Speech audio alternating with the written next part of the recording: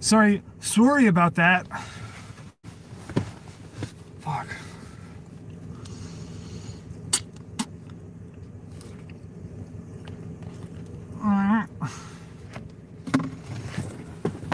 Let's turn around. Fucking shit. All right.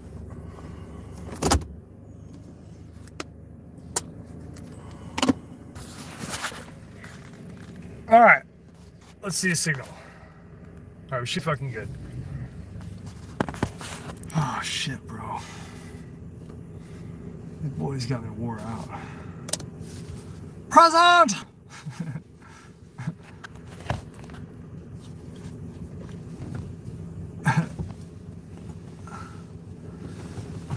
I thought a fucking skinwalker got me too, man. I was worried. I always need QRF, my friend.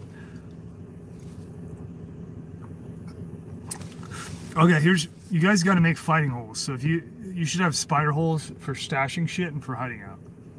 So hopefully you should. I mean, a tunnel is best. If you don't have a tunnel or if you can't dig one, you can at least dig like a man-sized hole with a nice cover that you can put live vegetation and dirt on, so that people can stand on the motherfucker and they won't even know it's a hole. That's right. I mean, it's the best way, right? Like if you know that raids are coming, you get in the fucking hole. If you have any warning. If you don't have that, then you're caught like an idiot, like driving around or something. Most of your interdictions are going to be done vehicularly, if you didn't know that. So like, anytime there's like, if it's a specific now, if it's a raid on like a district of a city or something like that, that's location specific. That's what I'm talking about. If they're coming for you or something like that, they're probably gonna get you while you're in your car. They're not gonna try to take you to your house unless they have to.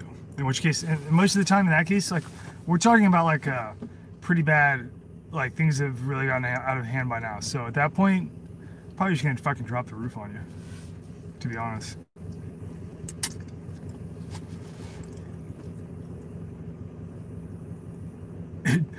I'm sorry, I didn't mean to commit intellectual property fraud. I won't even get into the spiel about copyright. Fuck. You'd be here all night.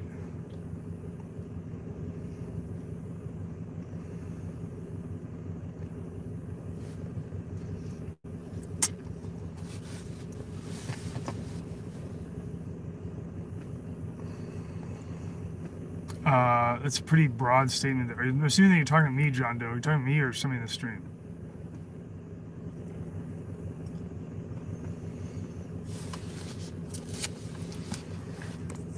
What's the plan? Well, so we were talking about how the squeeze is starting.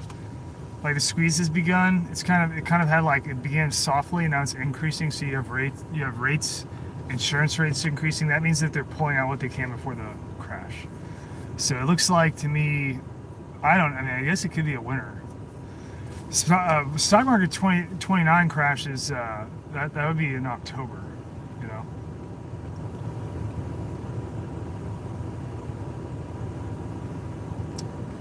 Yeah, sure, fucking send it over. You bought a katana, that's pretty dope.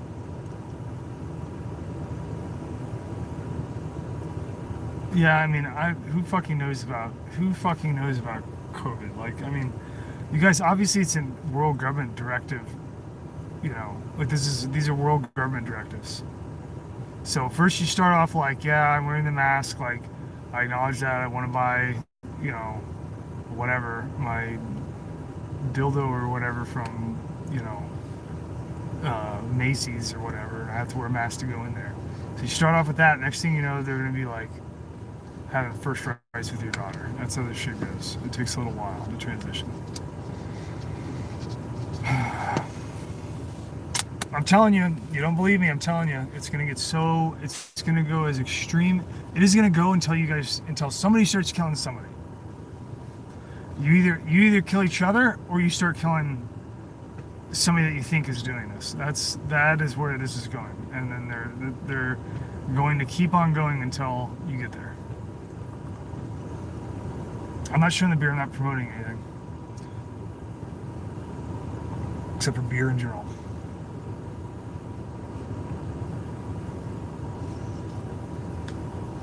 All right. So the squeeze is coming. That means that we're close. So all economic indicators, you have gold still being stagnated so they can buy up as much as possible before the price raises. You have insurance companies fucking trying to rake in the fucking dough. You have all kinds of shit. I'm sure there's all kinds of shit that I don't even know about because I'm not active in any kind of financial sector. I'm sure there's all fucking kinds of shit going on in all of your individual, occupations, like you finance guys. I'm sure you have all kinds of shit going on. And, this is all indicative of the squeeze. So the squeeze is starting. That means what comes next is, Vern, are you redacting your messages? What the hell is going on? If the squeeze is started, what logically follows that is the financial drop. The financial drop is when the money goes bye-bye and they go, look, we told you so. You didn't suck our dicks enough. You should have sucked our dicks more. Here, put this dick in your mouth. I'm so crude. I'm sorry. I should stop doing that. I'm really just trying to appeal to the most wretched of society here. Trying to pull them in. But, dude, if you send me some blood and a hair sample, I can clone you. I'm not gonna fucking send you any fucking blood. Come on.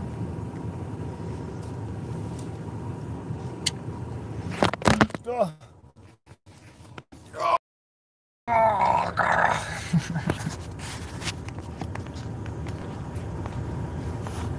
Dude, fucking car stock, bro. Car stock's the best. Or the mini Ultor stockers. Those are nice. Or, you know what is a nice stock that I do like, although it's kind of like ridiculous? Only for one reason. I like the fucking LaRouche stocks only because they have fucking cleaning rod stowage, which is, to me, it's fucking insane that nobody put fucking cleaning rod. What I need to do is just buy a fucking long-ass drill bit that's as long as a cleaning rod and just fucking drill all my stocks to put fucking cleaning rods in the bitches. Yeah, like why the B5 has no fucking cleaning rod stow capability, I have no idea. Makes no sense whatsoever. Cleaning rods are like, yeah, a lot of people will tape them, they'll tape cleaning rods to the rail, they'll fucking zip tie the bitches to the rail and just rip the motherfucker if they need it, or slide it out. I mean, batteries are like, okay, but you really need cleaning rods. A cleaning rod is like an absolute thing.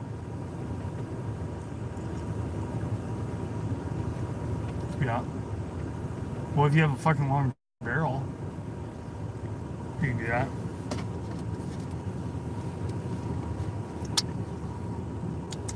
You're talking about under the clamshell? That'd be interesting. Although that might be kind of a problem for fucking deployment, motherfucker. It's kind of silly. You wouldn't be able to whip them bitches out and stick them. You can also, what I used to do with deer was put them in my fucking, molly loops on plates.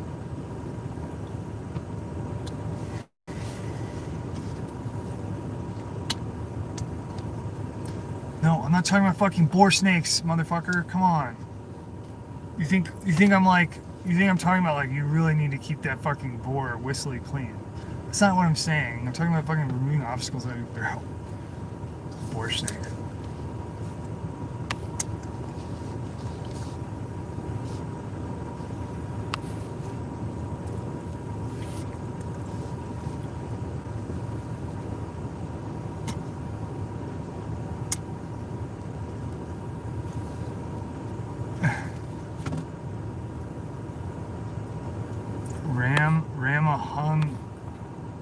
Rama hung round with a boar snaker. Oh, I get it, yeah. Dude is on 1 today. I'm on 0 because I don't even know what the fuck you're talking about. Fuck with the paperclip. Why do you want to talk about fucking paperclips so much? Look, if we're gonna talk about operations, we're gonna line them all up. They're all connected.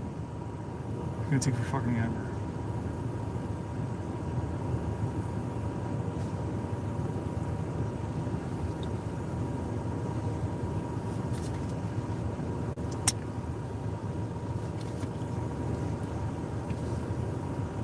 All right, well, I will fucking let me fucking trace paperclip like all the involved parties, and then we can talk about it. You know, it's a much more interesting operation than paperclip is Operation Sea Spray. Operation Sea Spray is much more interesting than paperclip for the present era.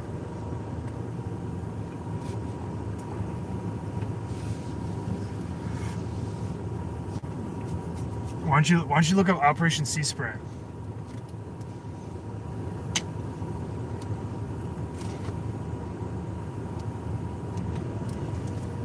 Dominic, I'm not familiar with Dominic. What's up?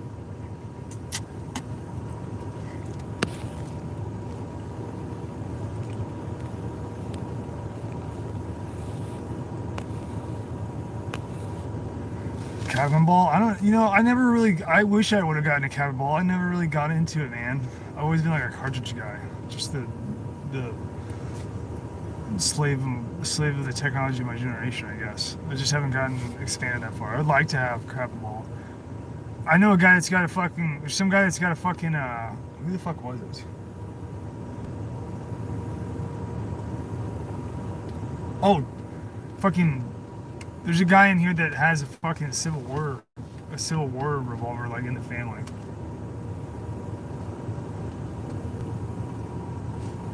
Like early Civil War revolver. I don't remember the type. That'd be pretty cool. Oh, fucking Quantrell is buried out here. Quantrell has a gravesite out here. Nobody's fucking with it. When BLM come out here, go get Quantrell. Probably not a good idea. I think Anderson's out here too. Is Anderson buried out here? I think Quantrell's literally buried like 25 minutes from where I live, like down the dirt road.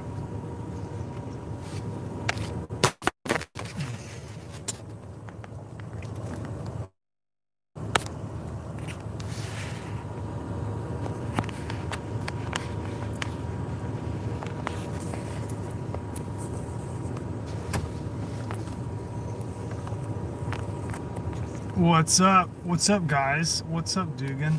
What's up? Oh, shit, man. All right. So we talked about the squeeze a little bit. Everybody get that? So when the crash comes after the squeeze, which could be a very long, drawn out process. The the thing that you know that we're getting ready to drop in all aspects. I'm not just talking about financial. I'm talking about like societal, like rapid societal forced catharsis of many different perspectives and types, meaning that they're not going to jive, and so they're going to be in like combative catharsis, like false catharsis of what's going on. Fuck. My shit is slipping all over the motherfucking place today.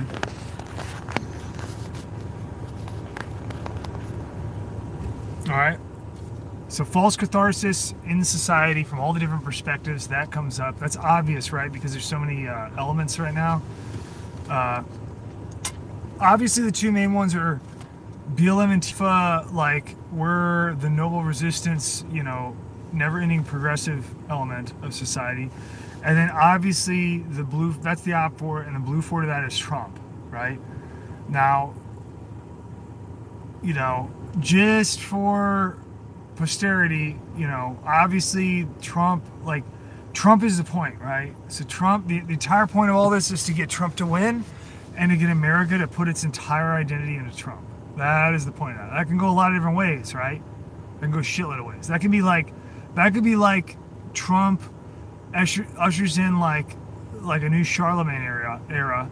That could be Trump gets assassinated and then people get like super fucking pissed off and then go buck wild. That could be all kinds of things, right? It's it doesn't necessarily have to be something that's really simple, right? Or like straightforward. It could be a fucking curveball. All right. Now, what you should notice, hopefully, I don't know, hopefully you turned off your fucking Google preferential ads or whatever, so you're just getting whatever Google is promoting on YouTube. I'm getting fucking absurd, the most absurd campaign ads I've ever seen. It's like, I mean, the campaign ads, you know, I can only assume, number one, that these campaign ads have a shitload of money in it and a shitload of people sitting around doing analysis and thinking and brainstorming and fucking like doing like brain cloud, like whiteboard brainstorming with like fucking 50 people or something, you know, like in units, you know, like getting huge fat paychecks to do it and like having fucking backgrounds in Harvard and shit. And what they came up with is just like the dumbest fucking drivel, you know. I mean, it's like, it might as well be, they might as well have just taken a fucking camera into like a fucking middle school and just ask kids like what they thought about their class, you know, who should be the class president or whatever, and then just exchange those names with like the presidential candidates, because that's how dumb it is. I mean, it's like, I can't believe that. I mean, I just can't. It's hard to believe that that's actually flying with like the consumer psychology of like, there are people are like actually watching this shit and going like, oh, yeah, okay. It's pretty scary. Like, you guys are basically, I mean, if that's the case, if that's really going, if it's not just like 100% of the United States or humanity just sitting there going like, you know, having like a neurotic breakdown, being like, oh, I'm in 1984. Then it's like, I mean, we don't really have much hope, because you guys are about as dumb as fucking baboons.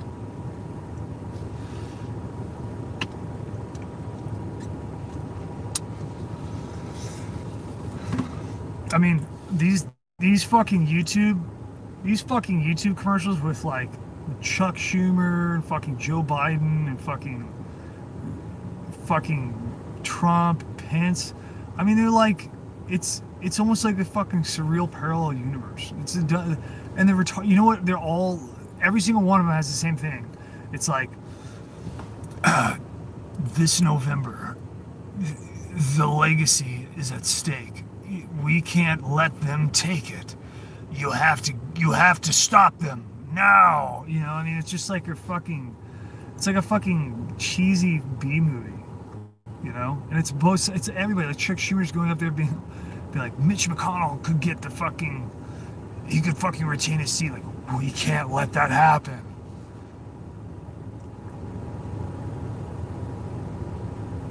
I mean, how is, I just don't get it, man. I don't get it. Is that shit really working? I'd like to believe that they're completely off on their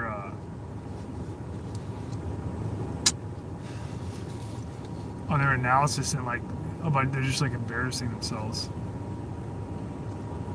This summer, a sociopath is gonna come to power. Which one will it be?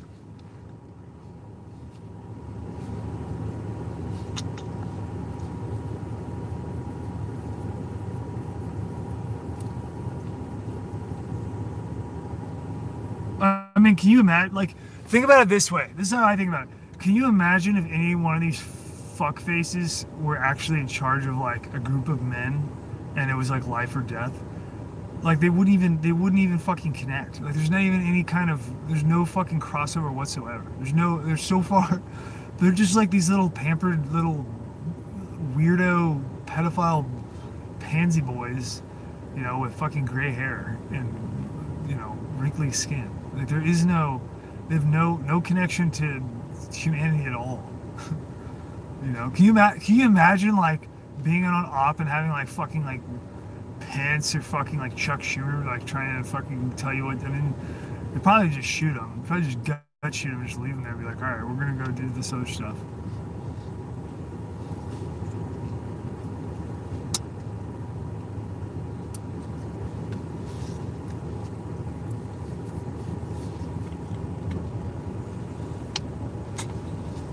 fantastic. I love you. What's my opinion on Joe Jorgensen? Well, it's a Jew, and they're playing in the control paradigm, so it's obviously a subversive. I mean, I'm not voting. I don't vote anymore. I'm not voting anything. If I'm going to the fucking voting booth, that means I should be spending my time, like, fucking digging holes in my yard. What that means.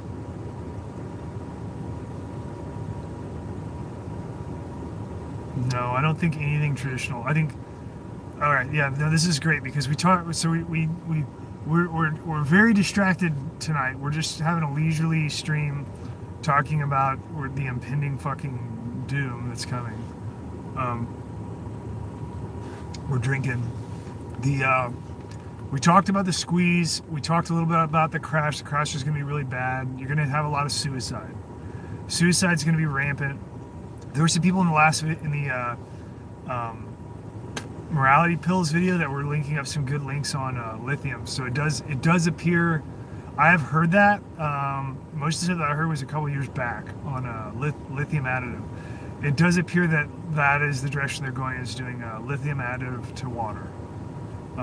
There's some pretty legit sources on that, but that is like kind of in the cards here, coming to a theater near you very soon, to a fucking tap near you, pretty much immediately, and you won't even know it. You'll have no idea.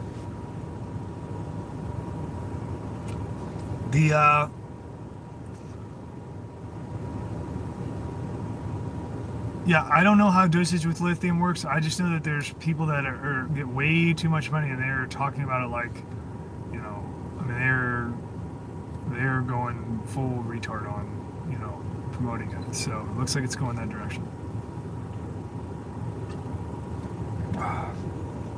I didn't even know that they were that far when I was doing the video. Somebody was making, connecting some good lithium posts, and then I went into, like, you know, did some fucking additional searching on that, and I found a lot of hits. So it does appear to be accurate.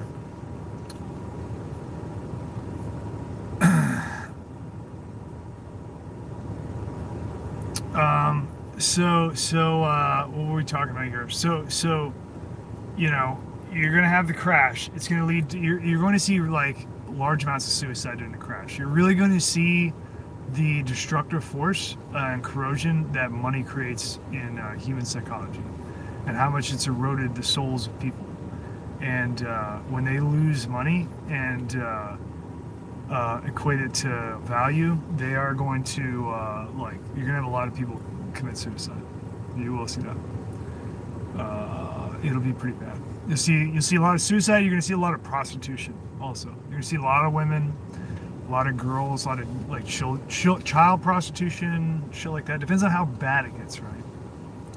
It's got to be the right concoction of like people being distracted, the state being distracted with bigger problems. Like, it's got to be a pretty bad problem for the state not to like enforce, you know, trying to stop like child prostitution and shit. They got to have some pretty big problems to worry about. But that's pretty typical of this kind of stuff, right? I mean, yeah, Weimar obviously comes to mind, but you also had that kind of stuff in, like, you know, post-Dust Bowl on a smaller scale. Weimar was huge on child prostitution and war widow prostitution because the entertainment industry of Germany promoted it heavily, and you know, promoted like night clubbing and shit like that, and then like, first it was a promiscuity type thing, you know, that was like in its infancy. It was promiscuity, like no worries, like forget about the war. You got to remember that like World War I was extremely traumatic for all people, you know, and it was like fucking horrifying. It's basically like there's a monster running the show, and then people are like, we don't really care what we look at, we just don't want to look at, like, you know, how we just lost everybody that we loved. And then they were you know, they went from like promiscuity and hedonism, and then it just fucking spiraled out of control into, like, you know, child prostitution and fucking like war widow prostitution, all kinds of degenerate shit that is just, you know, It's terrible. And that was obviously the point, right? Like, that's the point the whole time. But that's where it ended up, and then it kind of swung back the other way. And you're probably going to see some shit like that here, especially after the Chinese war. That's when you'll really see it. They have to weaken the interior of the United States first.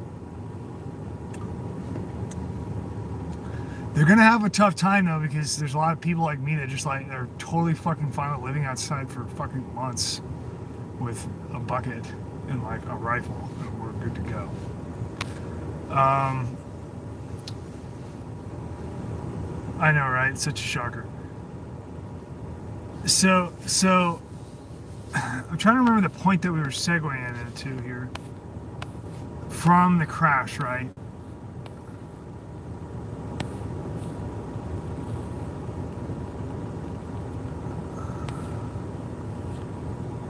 Laissez-faire, yeah, I don't know. I'd rather just have no money and not need it. I'd rather be like, I make $11.50 an hour right now. It's fucking fantastic, except I wish I could earn less and still be in the world, you know? I can't earn less because they're fucking trying to squeeze me right now, just like they are everybody else. And I'm like riding the rail, trying to fucking have minimum responsibilities in a control paradigm as possible.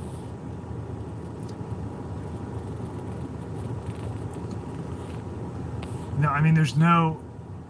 Okay, yeah. Okay, so this is what we're going to get into from that. From the crash, right?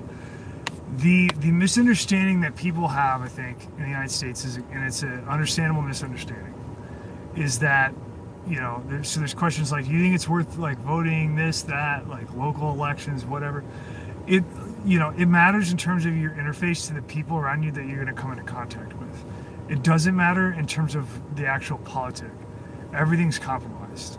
You know, things are compromised to a depth that's never been experienced by humanity before. We've never been this consolidated and connected and interdependent. And when I say interdependent, I don't mean that like a trade situation that's like positive. I mean it like you're all interdependent on a singular fucking apex system that has a master control, you know, and it's not your will. Like you have, and it's and this is the thing to understand, to grasp the depth of how far this shit has fallen. Like, what you have to understand, the reason that I'm pushing independence, and when I say independence, I don't mean some vague, you know, ethereal fucking cloud floaty concept. I'm talking about like independence. Define the motherfucker. Well, the shit that you need to survive that you can't go without, get it for your fucking self. That's fucking independent, right? Don't go through any middleman. Don't fucking, you know, don't fucking give anybody $200 to collect. You get it for yourself, direct. You fucking control it. Nobody can fucking cut it off unless they come get you. You know, if they want to face off with you.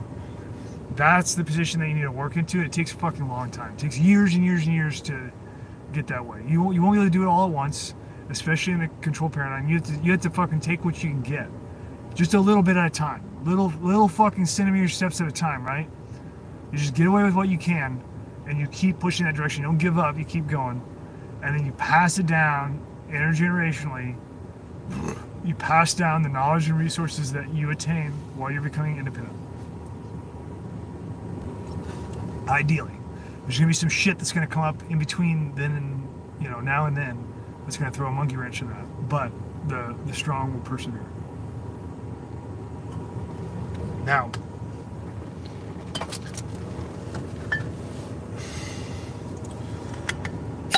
when the thing that people have difficulty understanding is that the case is so bad with where we are that the primary, like, your biggest threat is you, right? Like, we can talk about world government as like an external threat and apparatus and structure all that we want. The reality, the reason that world government is so dangerous and they have any teeth at all, any danger at all, is because of you. And by you, I mean all of us, like humanity. And it is because of our participation. And anything that we do, right, It doesn't matter what we do. It doesn't matter if we're like buying Goodyear tires to put on our fucking cars to drive around on roads, even if we're off-road, right? Like even if we're throwing away fucking license plates and, you know, like just going fucking Mad Max style and drive around. But if we go buy some Goodyear tires from the system, then you're contributing to the system, you know? If you're buying gasoline, you're contributing to the system. If you're buying food from a grocery store, you're fucking contributing to the system, you know? Obviously, this is like overwhelmingly, you know, monolithic in terms of how people interface with the system and interdependence. And it's not a matter of judgment. Like, this isn't a matter of like, shame on you for fucking supporting world government. Like, you don't have a choice. We're all fucking stuck in this. You can't get away from it until you have a realistic understanding of how bad this shit is. Like, I mean, like, how severe it is, how far it's gone. You know, like, city people, you don't have any, like, you're not going to have a fucking choice, but like, you'll be able to be independent in some ways. And you can get that far insofar as, like, you don't die of thirst or something if your water gets cut off, or if they're pouring fucking lithium in your water, or whatever. You can overcome that. But it's like, you still got to eat. You still need fucking fuel for heat. You still need, like, all these things that are going to require dependence. And in understanding that, it begins, like, when you accept that and rationalize it in your mind and just kind of let go of, like, there's kind of an inherent material greed with all of that, a sense of material greed of, like, when I get tires, like, I drive well, I'm not going to have my, you know, my car's not going to fall apart, I passed inspection, you know, yada yada yada, I'm not going to slide as much, whatever. You know, I like the gas because I can drive places and go do things that I want to do and stuff. And so, like, I need to get, you know, all these things, right? This is all, like, what, like, nothing to do with, I'm not talking about the fucking physical material. I'm talking about the way that you get it. The way that you get it, of which you don't have any choice, right? Like, you can't just go make a gas station and just pop the motherfucker up and start selling gas that you're rendering out, pulling out of the ground, or fucking rendering from pyrolysis of plastics or something like that. You do that, you're going to get, you know, the force is going to come against you. But, you know, you can't do that, right? You have to be in the system to do that. You have to be fully compliant with the world government law. And there's no way around it, right? In the paradigm, with the research, like, with the focus and resources that can be pushed to isolated incidents occurring, you know, sparingly, they can shut you down, right? But what it should demonstrate is that, like, you have to think of it like this giant fucking leech that's just in everything, and it's everybody that supports it in any way is the fucking threat, you know. Now, they're not cognizant or you know, morally responsible to that at this point, like, other than that, you know, your actions are your actions and you're responsible for your actions. But in terms of, like, their the causation, right, they're not responsible for the causation of it. Now, when this thing goes into people resisting world government, which it definitely will at some point, in whatever magnitude that is, when it goes into resisting world government, the people that go with world government and greed and material, they are then they're choosing at that point, like, once you can't ignore it anymore, and you're like, wow, there's people, like, killing each other over this and, like, trying to stop it, and I don't like that because I want my gas, or whatever it is. When you make that decision, you've now when that crossroads comes and you choose that way, and you don't choose to just, the least you could do is just be like, I don't have anything to do with it, you know, like, just fucking, like, I'm just a fucking bystander here, you know. But if you, like, actively resist people that are trying to fucking take out world government, even though I don't think that they'll be affected by the means that they're going to take, but just in terms of the ethics of it, you make yourself culpable for causation, like, at that point, right? Like, if you support it at that point.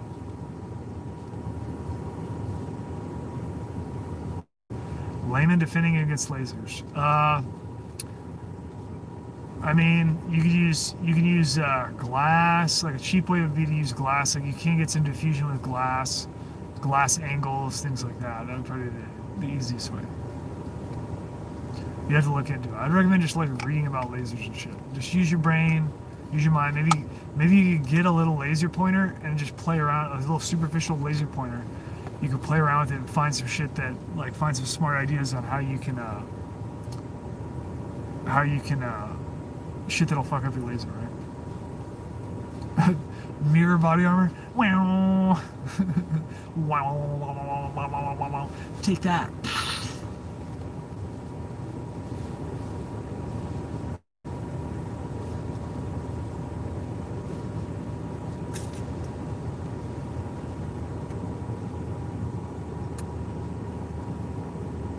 Your best fucking laser defense is to figure out, you think about it like, how are lasers going to be employed?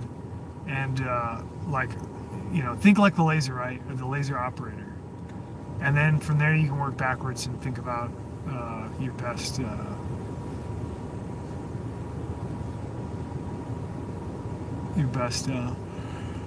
defense options. Disco ball, there you go. Yeah, laser glasses and goggles, they're a good idea. They are really expensive if you get good ones. I guess fucking something's better than nothing, but shit, man.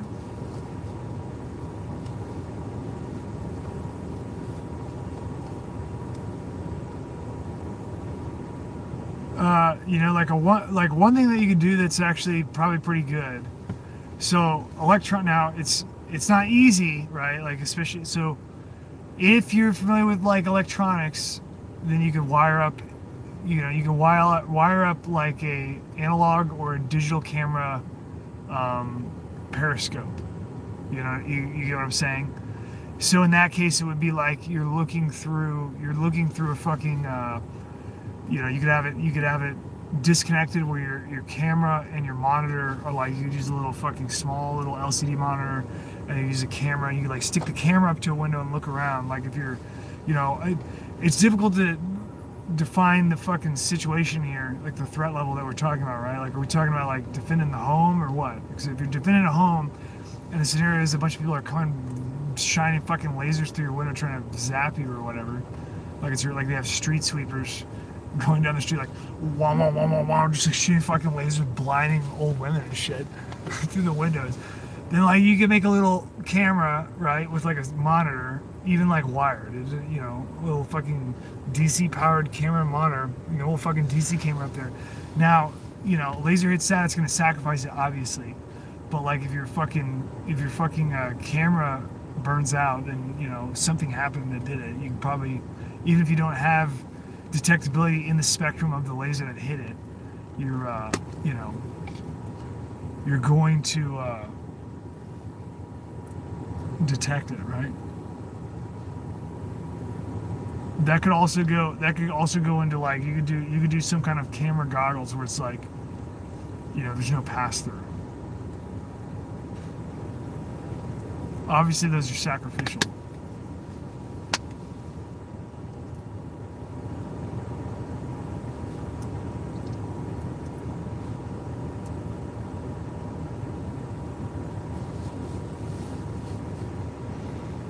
The like digital periscopes are actually like a huge deal. Like that's actually a technology that is going to be really useful, and it doesn't exist right now. You just don't really have it. But like a digital digital periscope, like a handheld digital periscope with like a zoom function, even with a if you could put in a digital like a OCD overlay of cammed milradian, you get a multiple OCD functions where you have like on your monitor you have like you can cam over, do measurements, shit like that, have a fucking zoom, have the OCD cam to the fucking zoom, like for measuring shit or whatever, measuring distance, measuring size. You could have fucking lasers attached to there's all kinds of shit you can do.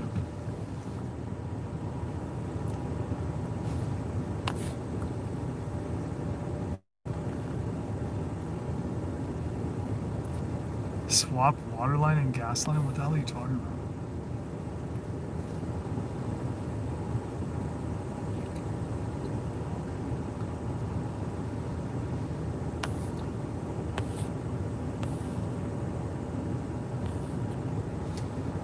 Yeah, you could hook up a physical periscope to a camera. I actually have a I have a periscope. I don't have it in here. Yeah, I used to have it in my truck all the time.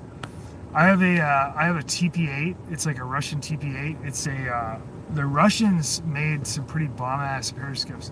The United States doesn't have any fucking periscopes. It's so dumb.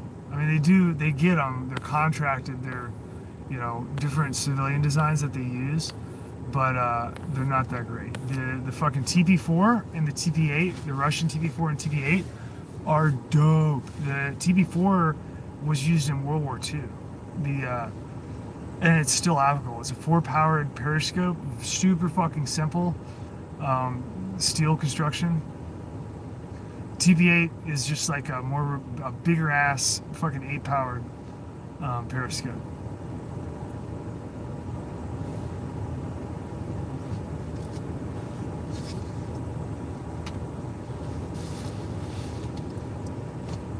I mean, night vision is good. Detectability at night is good. Night vision is good. Night vision is the reason that night vision is so like prevalent in the military and shit is because that's what you use for offensive advantage.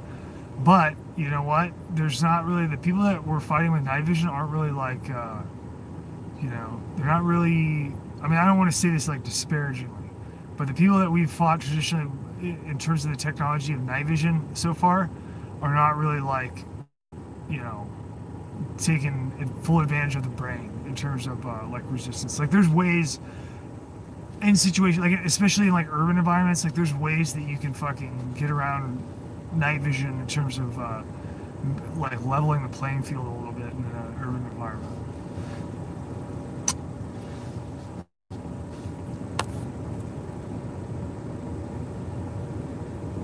I mean, if they fucking tell you to get up your guns, you should not give up your fucking guns. I'll tell you that first of all. A viewer is asking me, Dugan, what do we do if they tell us to like give up the guns? Yeah, the psionics is dope. The Aurora, those are dope. Like if you get to the point where they're like give up your guns or whatever, I mean, I don't know what to tell you other than that, like you shouldn't give up your guns, because if you give up your guns, that means that you're gonna have to, like, you're gonna be needing them motherfuckers at that point. So I mean, if you like dying and getting your bodies dropped in holes and watching your family members die, then give up your guns. But you know.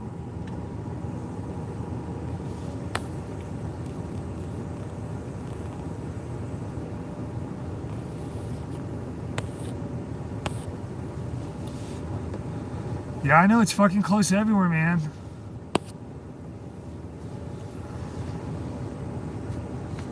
I mean, you guys understand this, right? So let's go through the like going back to what I was saying, that like the population itself is the weapon of world government, right? Like the world government is just a few people at the apex control. The actual danger, threat, strength, and the weapon of the world government is the population. Like your population, your local population, your brothers and sisters, the people that you know. That is the weapon of the world government. You get what I'm saying? Like through them not being able to intellectually understand what is going on, they're extremely dangerous. And you know, like it's extremely fucking dangerous.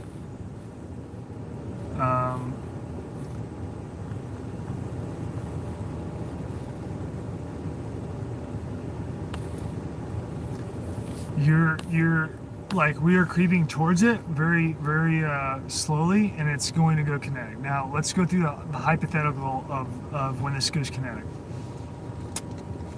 Regardless of the reason, it's very possible that regardless of the reason that it goes kinetic, and it is very possible that, you know, they will force that to happen so that it can be controlled. So they'll have like a false flag or whatever, and have like a little controlled element that they can do it, and then monitor everybody that gets stimulated by it or whatever. Try to control the path, right? Try to control the path of resistance. That's the most likely thing that will happen. The other thing that will happen is if you have a bunch of shitheads that are not morally and ethically strong, that start raising hell independently, then they're very vulnerable because they haven't They don't understand the scope of the situation, and so they're vulnerable to being bribed. You know, because they're gonna think like, well, if I get money, then I'm good. You know, and then, well, that means that they're gonna fight for world government. That's what that means. So those are very real possibilities. But what happens? There's a couple things. So as soon as you start to have any kind of conflict, regardless of the reason that it started, as soon as you have any kind of, I mean, it could be even like minimal protracted warfare in the United States, it's going to be a fucking chain reaction everything, right? Now, I'm not saying it's going to be in totality, like a chain reaction totality, and then it, boop, it all burns. It could be long and drawn out, but like, you're not going to be able to have an engagement with, you know, I mean, it's going to be, I mean, the byproduct of everything being tied in and interdependent is that everything's tied in and inter-fucking dependent. So, like, what that means is, like, you know, you shut down a street by engaging on it, it's going to fuck up everything that everyone's going to do that day for, like, an entire city, because they're just in the physical sense of the street. You fucking hit a transformer on a power line, well, that's, like, an entire block that goes down, or half of a city, or whatever. You fucking, you know, like, are shooting large ordnance in like an engagement on a road or something, you're gonna blow up the fucking road. Well, now it's like they have to fucking fix the road to, you know. So all these things, right? It makes it extremely easy for the population to get placated to by world government, because they have a shitload of people that they can pay, and they can just say, like, you know, they can have their fighters that are fighting that you're like slaughtering and stacking bodies. But then all the holes that you made in the road, they can go back behind you while you're like trying to fucking clean your rifles and get ready for the next one. They can run fucking 30 ads on fucking Facebook and black.com that everybody's watching to say, like, you know, hey, you know, these guys are blowing holes in your road. Like, we'll fix your roads. And they can send out fixing crews or whatever, or not, and just say, like, we could do it if you were on board with us. You know, I mean,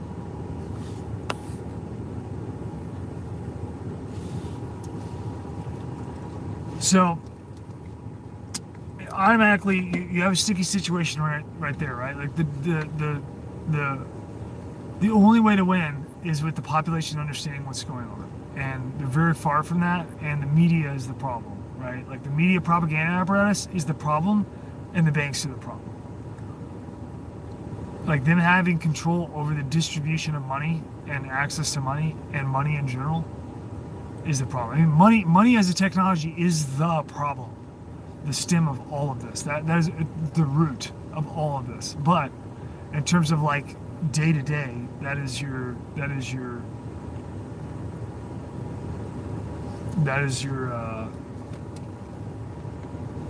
predicament there.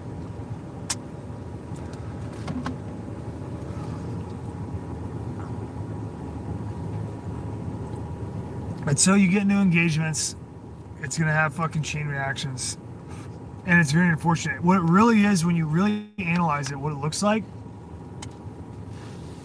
from an honest point of view, what it looks like is that it looks like a bad guy with a hostage. That's what it looks like. So, like, world government is the bad guy, the civilization is a hostage, right? And then their weapon is Stockholm Syndrome. Like, that is the entire weapon. It's like making the hostage take up more space to, like, protect the fucking robber, right? Like, that is the realistic parallel of what is going on, right? And it's effective because they understand the psychology and needs of people so bad. They've worked for 100 years to remove, like, you know, you got to remember, like, in 1866 when they did the land grab west of the Mississippi, that was just like a bunch of people just like fucking blazing trails into the desert as fast as they could, or like in the plains in the desert, with no idea what they were coming to, and just like having basically nothing, and just going, like, setting up shop. That's how skilled fucking humanity used to be in aggregate. Humanity used to be so skilled that they could go out into a frontier that nobody had ever really been to, and just fucking, like, we'll fucking play our odds here, like, we're fucking good. And they wouldn't die. Like, most of them didn't die. Some of them would die. Most of them didn't die. That's how good they were. Try fucking doing that. Try fucking taking that population in New York City. I mean, you can't now because everything's fucking controlled. But try taking the population in New York City and send them into fucking, like, I don't know, Yukon Territory or something. Like some desolate area. And just, like, see how well, with no fucking support structure at all. And see, like, you know, how well they do. Like, you're gonna be fucking recovering skeletons that, like, tried to eat their cell phones and shit like that. I mean, it's like, you know, they're not like you guys understand that they've like domesticated you into these fucking impotent little puppies that are like your own worst enemy. You know, like there's no recovery. Like all the people that are in Party of 11 million, the Donner Party of 11 million, the you know, like the cities, they just built them up to be a bunch of fucking baby cradles. You know, it's like daycares. You know, and they can't take care of themselves. They don't even know how. Like they don't even know what they're missing. They don't even know that they don't know, like how to survive. You know, they're not even aware. They don't even care. They're just like, fuck that shit. Like we're blazing into the fucking never-ending progression here at your expense. Now, what does that mean logically, right? What that means is that if you placate to a traditional combat model, like, first of all, I recommend nonviolence, not from a matter. This isn't from a matter of like tactical effectiveness. This is a matter from ethic, and from what you should be doing as a human being. So I don't recommend violence, right? That violence is going to happen, regardless if I say it or not. So what I'm saying is that in the traditional model of fighting, you have to understand that it's gamed. So like the things, you know, like the reason that we fight the way that we do in conventional force on force that hasn't even happened for a long time, but in low intensity conflict right now, or on force in the past, the reason that we fight that way is because you have the entire world government system in the background, like fucking being Johnny on the spot, covering down on everything. You know what I mean? They're like, yeah, we got it. Just fucking kill the people that we want you to kill, right?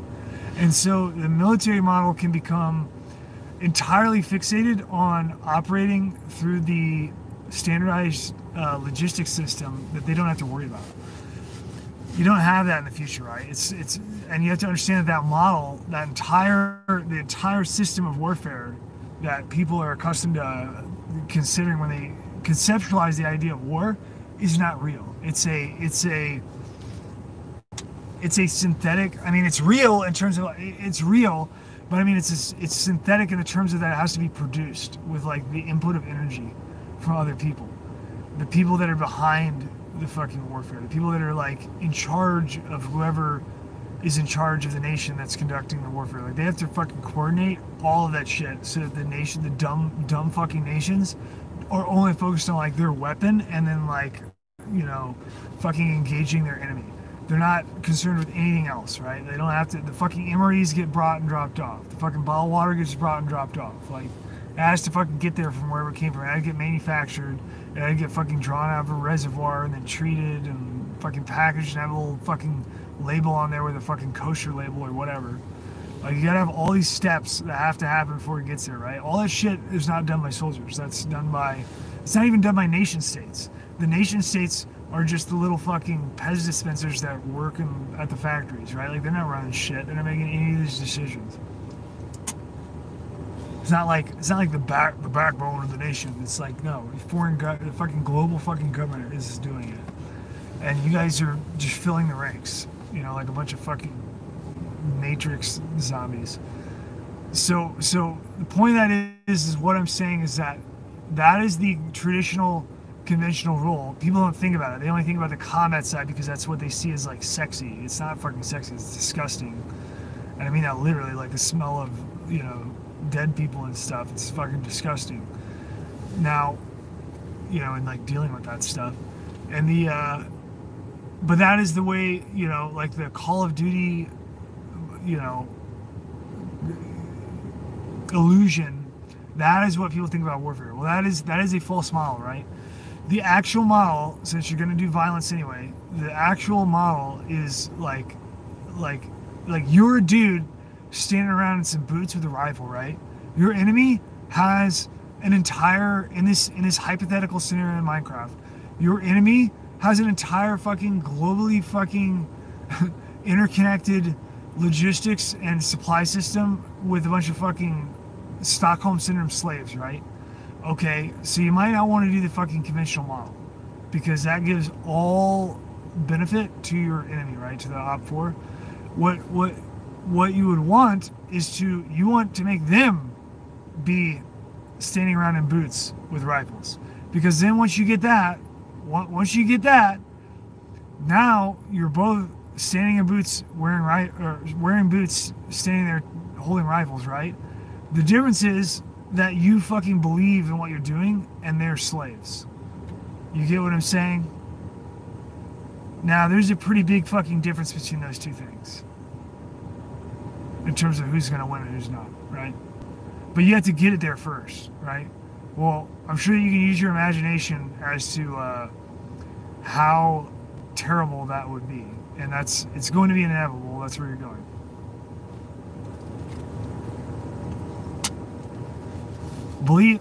Understanding and belief in your ethic and morality is everything.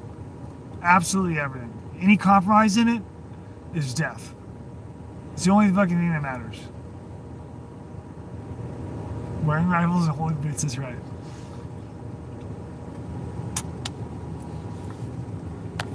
You get what I'm saying? And so that's not that in terms of like the tactical and secondary, tertiary, and multiple orders of magnitudes of effects that will come from that, from what I'm discussing.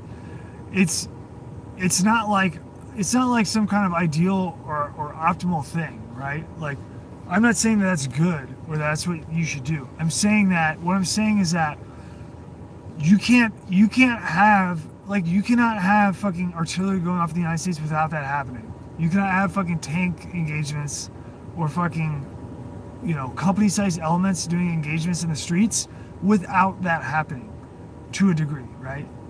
Like, it's going to happen in an isolated pocket of wherever that's happening. If it's happening nationwide, it's going to happen fucking nationwide. And that is the effect of everything being interconnected. But if you don't understand that everything is interconnected, and then you focus on it like, I just need to, the bad guys come and then I shoot the bad guys. Well, number one, that's your countrymen, okay? And they're just brainwashed. But you can free them if you're willing to be merciful and patient, right? You can free them, and they're your countrymen and they don't know any better. And number two, beyond that,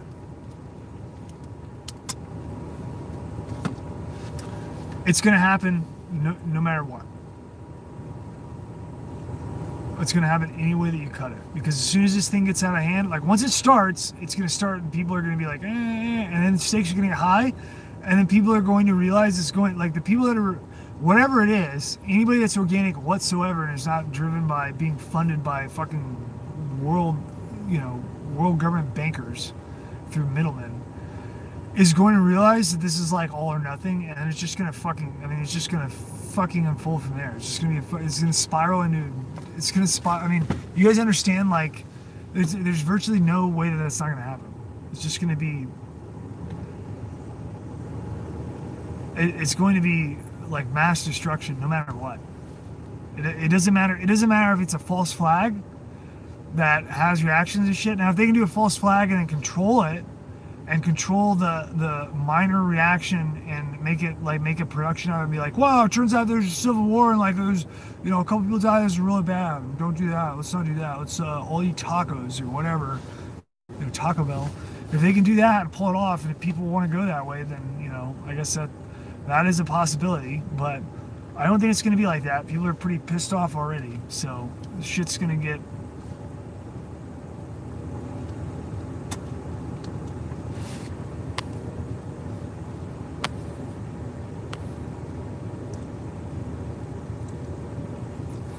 Well, we're kind of in this for the long run here. I mean, we don't really have any choice. It's not like I'm going to go, like, fucking apply for, some kind of Fortune 500 company after last year. I pretty much have whatever future I can build for myself now, and that's it. I don't have any fucking safety net.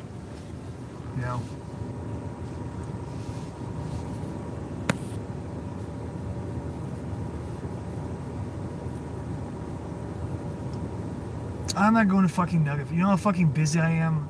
You guys act like I'm fucking like I get off work and go to fucking work. Okay? I don't have fucking time to like take a leisurely vacation at Nugget Fest or whatever the fuck it is.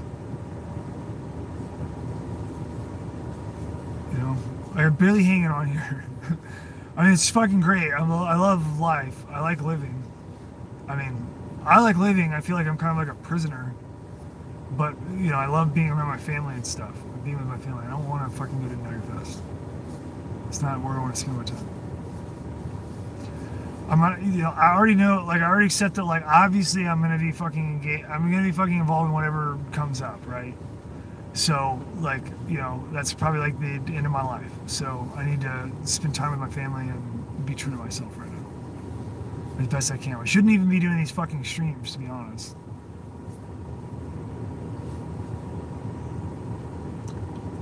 I mean, in a practical sense. Other than my greater intent here. When does the fight begin? I don't know. There's no way to say. It does seem like you know, a false flag seems very likely. Like a controlled opening seems like the most par for the course, right? But you never know. You also have, I mean, there's some fucking wild boys out here. You know what I mean? So you could have, some like you have some wicked shit kick off that's not fucking moral and is, at the same time is like better than world government, which is a weird thing to think about. We're in a bad fucking place, guys.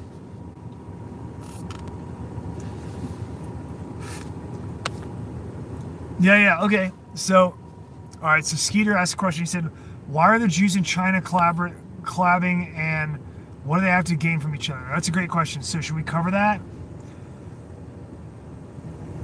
We've covered it in other streams. It's kind of spotty though. So let's try to tackle that monolithically as a unit here.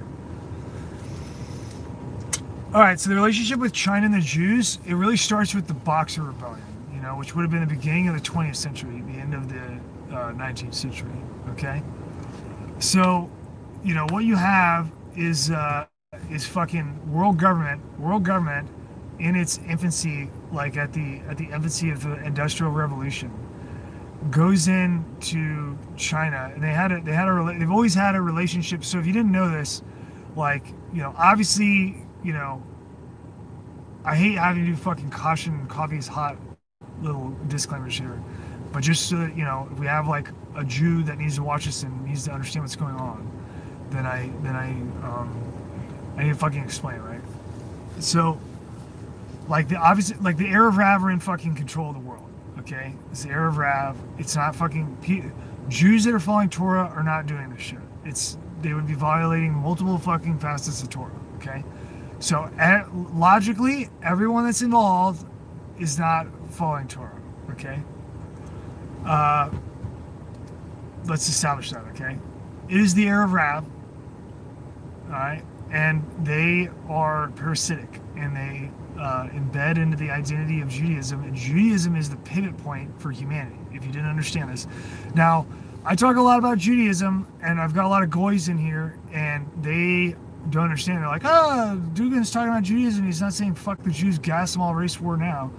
Well, the reason why is because all that shit's fake, number one. And number two, like, it's immoral, okay? Number three, you know, it's forbidden. Number four, you know, what is number four? So the other thing is that let's see, gosh, the Jews, race war now. You shouldn't even think like you shouldn't want to fucking hurt people, right? Anybody, right? You shouldn't want to hurt anybody. It should be a matter of like your self-preservation, right? Like if somebody's coming at you, now you get to ethically make the decision of if you want to live or die. If they're not coming at you, that's not, you know, that's not ethical, right? So people that have like idealization about like wiping out peoples and stuff, there's not, like, you are like, if you don't understand what's going on and that's what your idea is, that means that you've been tricked by the Arab Rav. That's what that means. The Arab Rav did the Holocaust. Like what you know is the Holocaust, like what the world knows is the Holocaust, that's the Arab Rav, right? They also did all the other Holocausts that they won't refuse to acknowledge that have happened everywhere, right? The Holocaust is just like the mainstream one that's like a part of their program, right? It's very important. It's a big, huge part of Zionism is the Holocaust. It's like that's like how they got in, right? Massively important step in the program. So what you have to understand is that like when I'm talking about all this stuff with like Judaism and shit like that, you know, like you can look at this in a very narrow-minded way and look at everything like labels, where it's like, you know, well, he's wearing this label on his shirt. Well, that means he's this and this and this, and he thinks this way. Then that's the Erev Rav. Okay, so it is the complication and obfuscation and intermixing of identity. Identity is a physical and spiritual concept that has to do with relativity, just like space-time, and it's in the way that we are constructed. And in terms of like Judaism as a concept, right, like when I'm talking about like Jews being the pivot point in humanity, I'm not talking about like it's some kind of like ideal thing like putting up on a pedestal. I'm saying this is the way that it motherfucking is. I'm saying that like you're in fucking denial. Like you are not realistic if you don't understand that for recorded history, like the Jews are at the center of everything, every fucking change in the world. Okay, so it's not like some kind of like judgment, judgment or placation or anything like that. I'm saying that like what I'm saying is that you're like in Western society where they don't acknowledge this. It's fucking wrong. And you've got piles and piles and piles of fucking dead bodies and fucking multiple fucking epochs of generational violent changes. I'm talking like rapid, violent, exponential changes that have taken place that Jews are in the center of. Like, I'm not necessarily even talking about complicitly. I'm talking about like they're the pivot point, okay? And you can't deny it. So this is what I mean when I'm talking about like Jews all the time.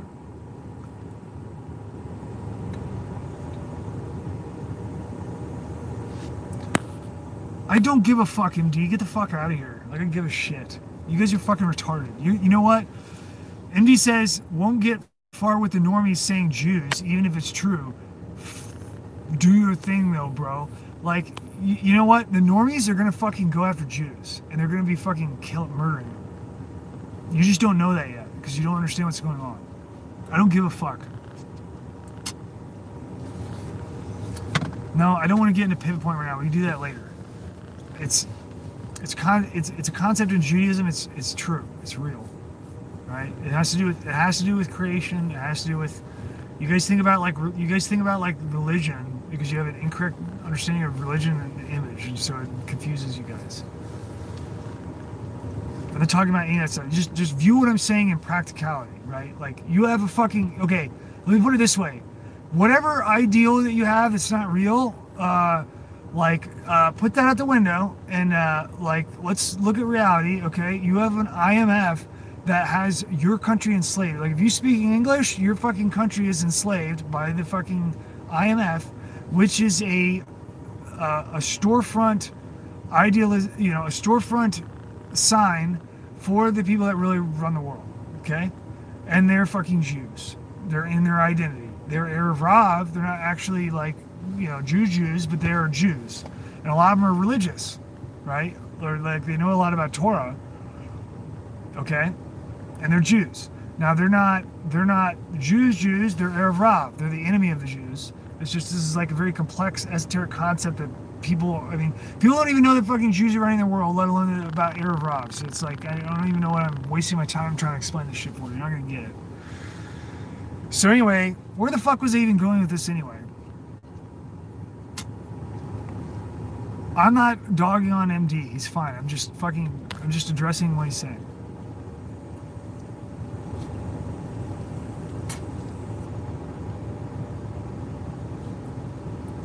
Shane says the amount of live streams you do, you might as well get a better shot. Well, yeah, I don't fucking have one, guy.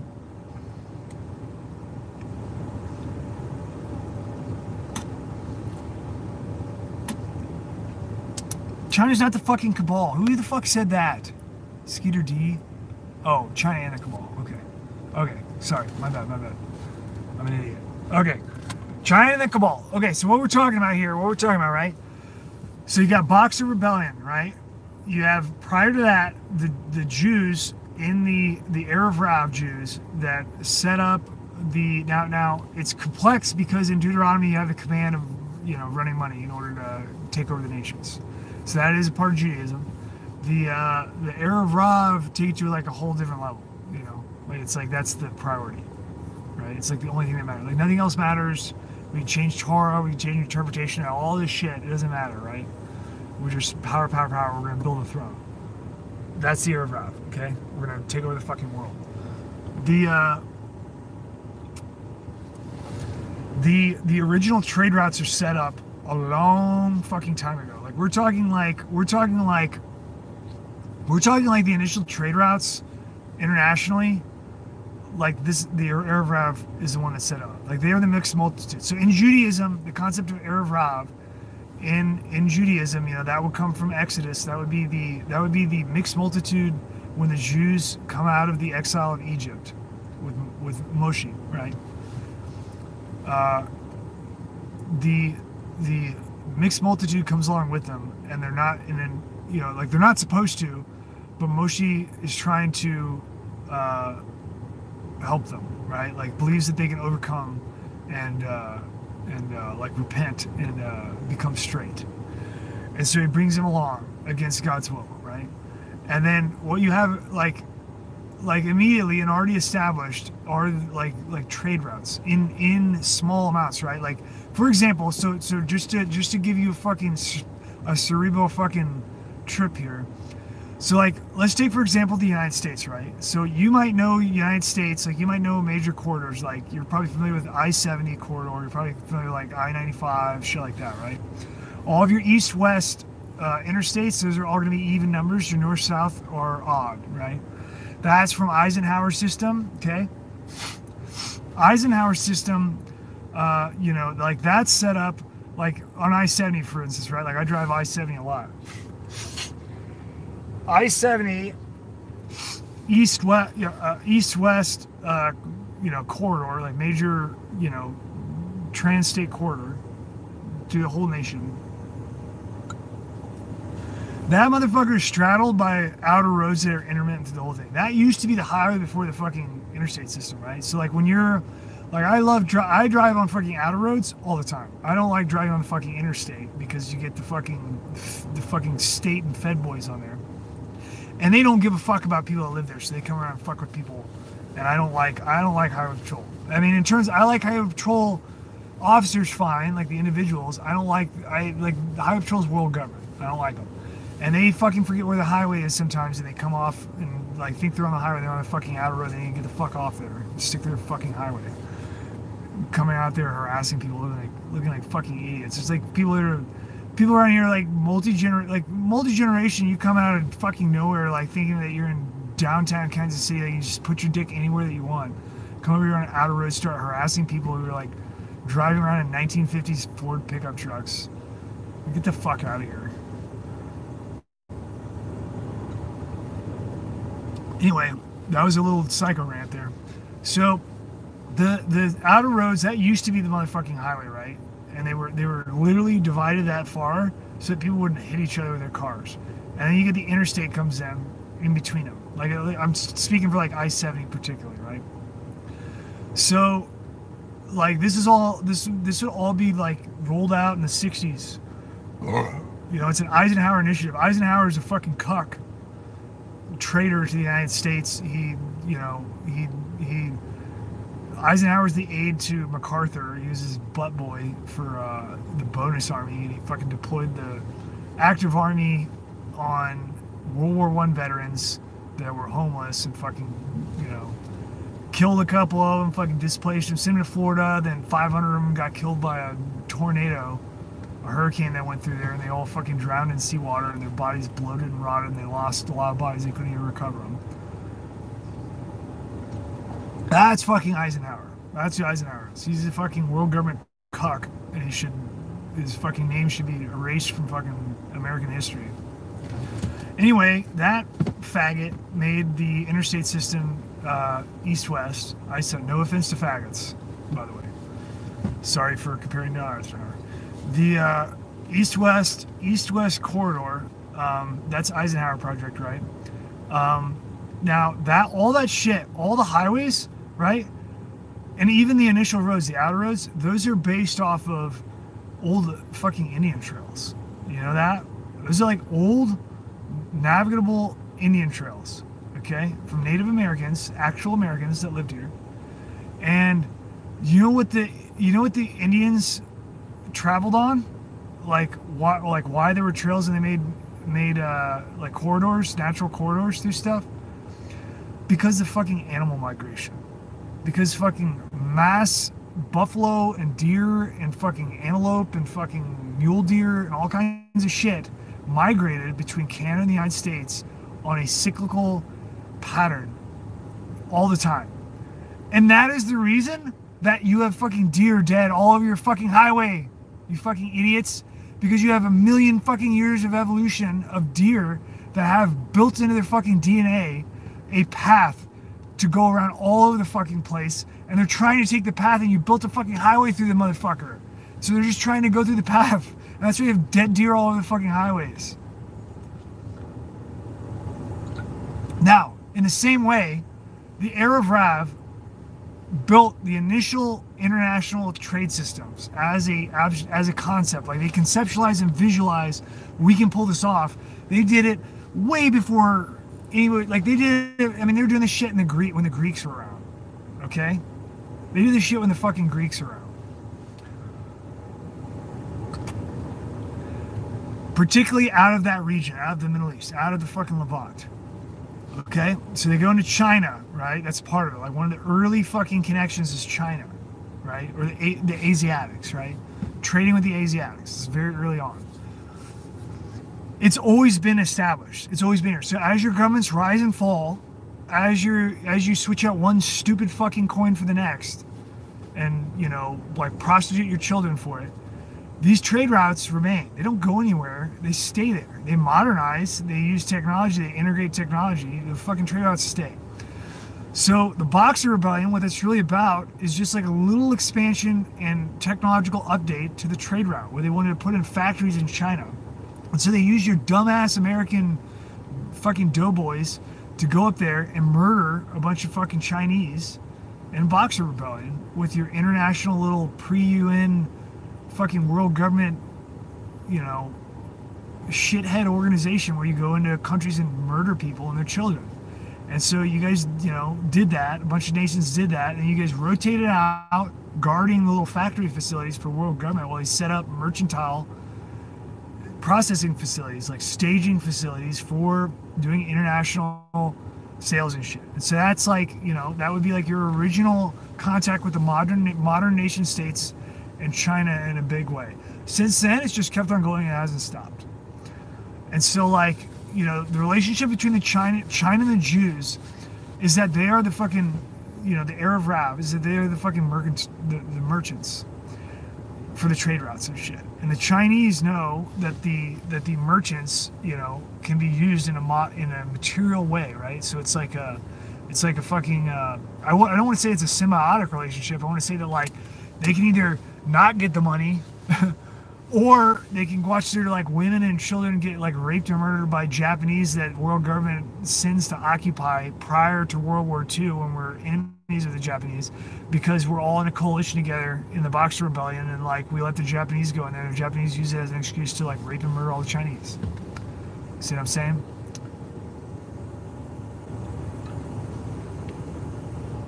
So anyway, then you have, in 1920s, that's when you have the fucking communist revolution in China.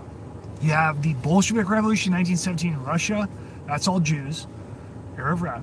Then it moved, Arab Rab butt boys. They're butt boys. You know, the Bolsheviks. They're not actually the Arab. They're not the leaders. They're the second tier, lower tier Arab Rab. Right? They're not Egyptian. The Arab Rab are not Egyptians. They're multiple people. Then they include Jews. They include fucking Israelites. I'm not going to explain it. It's complex. It's got lots of people in there. A large number of them are Egyptian, or in origin, or in the trans-Egyptian region. I'm talking like between the strait, right? Because you have like Egypt, and then you have fucking the Levant, like that, right? And then Iraq and Syria, it's all kind of like one region, right? And you have slaves, lots of slaves that go into Egypt from all those different regions, right? So anyway, so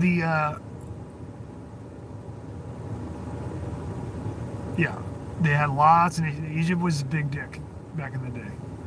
All kinds of slaves. So, all right, so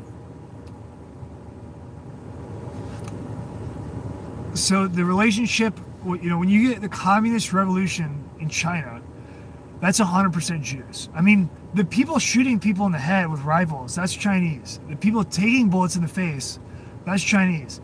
The people that like stand there and fucking button up shirts and stuff with their like hands on their fucking hips and like look around and then fucking transfer money, that's Jews. They're running it, okay? They created communism. Communism is theorized. Originally, it's actually a concept that's derived out of like rabbinicism, ancient rabbinicism in the abstract, but it comes through really with it's not with Theodor Herzl, right? Theodor Herzl is the seller of Zionism, okay? It's not Karl Marx, although he's a Jew. It's not any of that stuff. It's Moses Hess is the originator of communism. Moses Hess. He is the teacher of Friedrich Engels and Karl Marx. Moses Hess. Okay? Then all of your Bolsheviks that murder everybody in Russia, those are all Jews. They took over the fucking country, and then they try to hide in the Russians and be as secular as possible so that nobody knows who they are. They're fucking Arab round. Butt boys. Then they move into China after that, right? Because of its proximity and because of the trade routes, right? Like the trade routes are there first. They just need to inundate and control the nations, right? So then they foment a communist revolution in China, and that goes all the way into now. So there is no difference between the Boxer Rebellion era and now, except for technology, and the amount of tie-in and inundation is increasingly complex. It's more saturated. It goes down into the pocket of every single Chinese. And with that, with the money getting down into the pocket of every single person, the psychological draw of like the prospect and coveting of wealth goes down to every single person, right? Like in terms of like the identity. Like the Chinese are more aware of worldly events because of technology, because of communication. They weren't like that in the dynasties, right? And so that is the reason that China has this massive hold on like communications and social media. Okay, they don't want the reason why is because they want to try to keep it consolidated as much as possible. Now the relationship between the Jews and the Chinese in modernity, I'm talking about the era of Rav. The relationship between them is that the Jews at the very top of China, which would be their monetary input. It's like a power system. It's like any type of, it's like a circuit, like a electrical engineering circuit is how you analyze it in terms of economics. The input of power into China is economics, right? Like injection of money from central banks, because that's the global reserve system. The reason that it's the global reserve system and you can't just make up like a new one out of fucking thin air, because the motherfucker is out of thin air, is because it's already established and they won't let it go. And they keep on maneuvering to recycle it, and make it like constantly changing and new. The trade system is there first, right? And that's the backbone. And that's the bottom line. Because you didn't go make a trade system thousands of years ago. You don't have a fucking solid backbone internationally that's lasted 1,000 years. So you can't make a fucking system out of thin air, like a monetary system out of thin air. Because the monetary system is fucking vaporware. It doesn't exist. It's a complete abstraction. Your coins go away. Your Roman coins go away. Your fucking Reichspfennig go away. Your fucking US dollar goes away. All this shit goes away. The trade route system That is what fucking exists, right? And the people that are there on the books, able to execute physical goods moving, and have done so for multiple generations for fucking ever, and guard it like a motherfucker. That is the basis of why, you know, these monetary systems can come out of fucking nowhere and just keep on coming and keep on coming, and you can't, you know, like, you're not going to get rid of them, you're not going to supplant them. And it's also the reason that you can't, it's also the reason I keep telling you that money is not yours. You don't have any money. Like, your thought that you can control or somehow wield money for your own use, it's a fucking pipe dream. You'll never be able to do it. And this is the reason why. The trade system that was already in place. Now, the relationship between China and the Jews,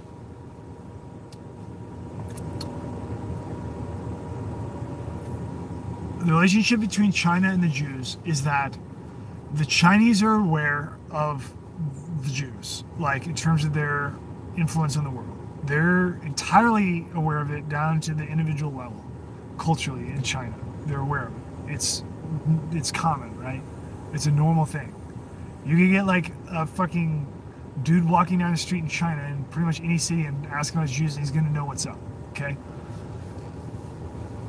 That's the facet of them not.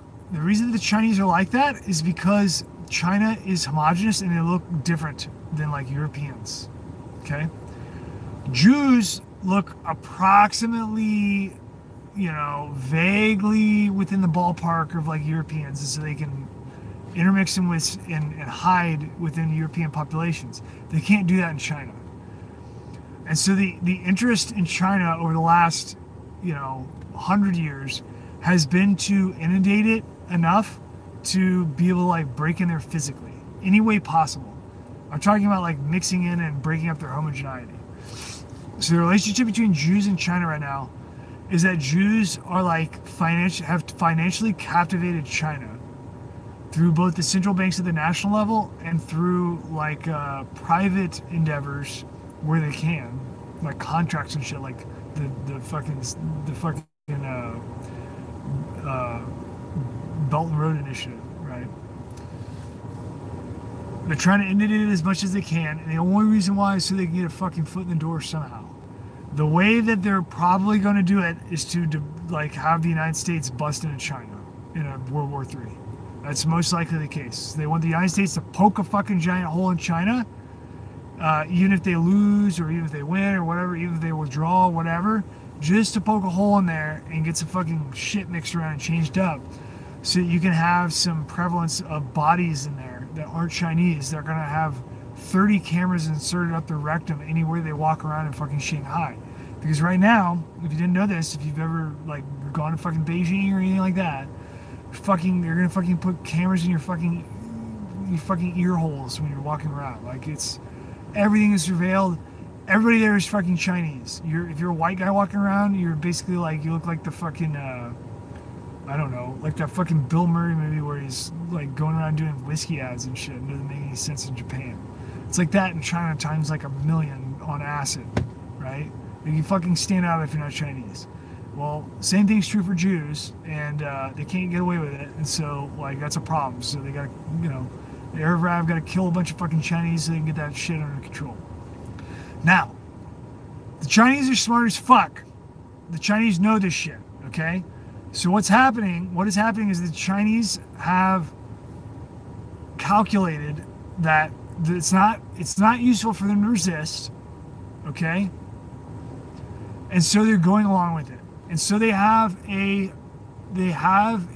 agreement with the Arab Rav that is tentative and fucking like sketchy as fuck, where they're both gaming against the United States. The way they're gaming against the United States is to embed Chinese nationals within, you know, positions for IP transfer and shit like that within the United States. There's probably some surface level reason that they gave the Chinese to make them interested in this. It's not the real reason. The real reason is because they're going to fucking sacrifice the Chinese with this whole, you know, China buildup. So what that means, sacrificing the Chinese, is that they've embedded a bunch of Chinese into the United States, but they've done it at extremely conspicuous places.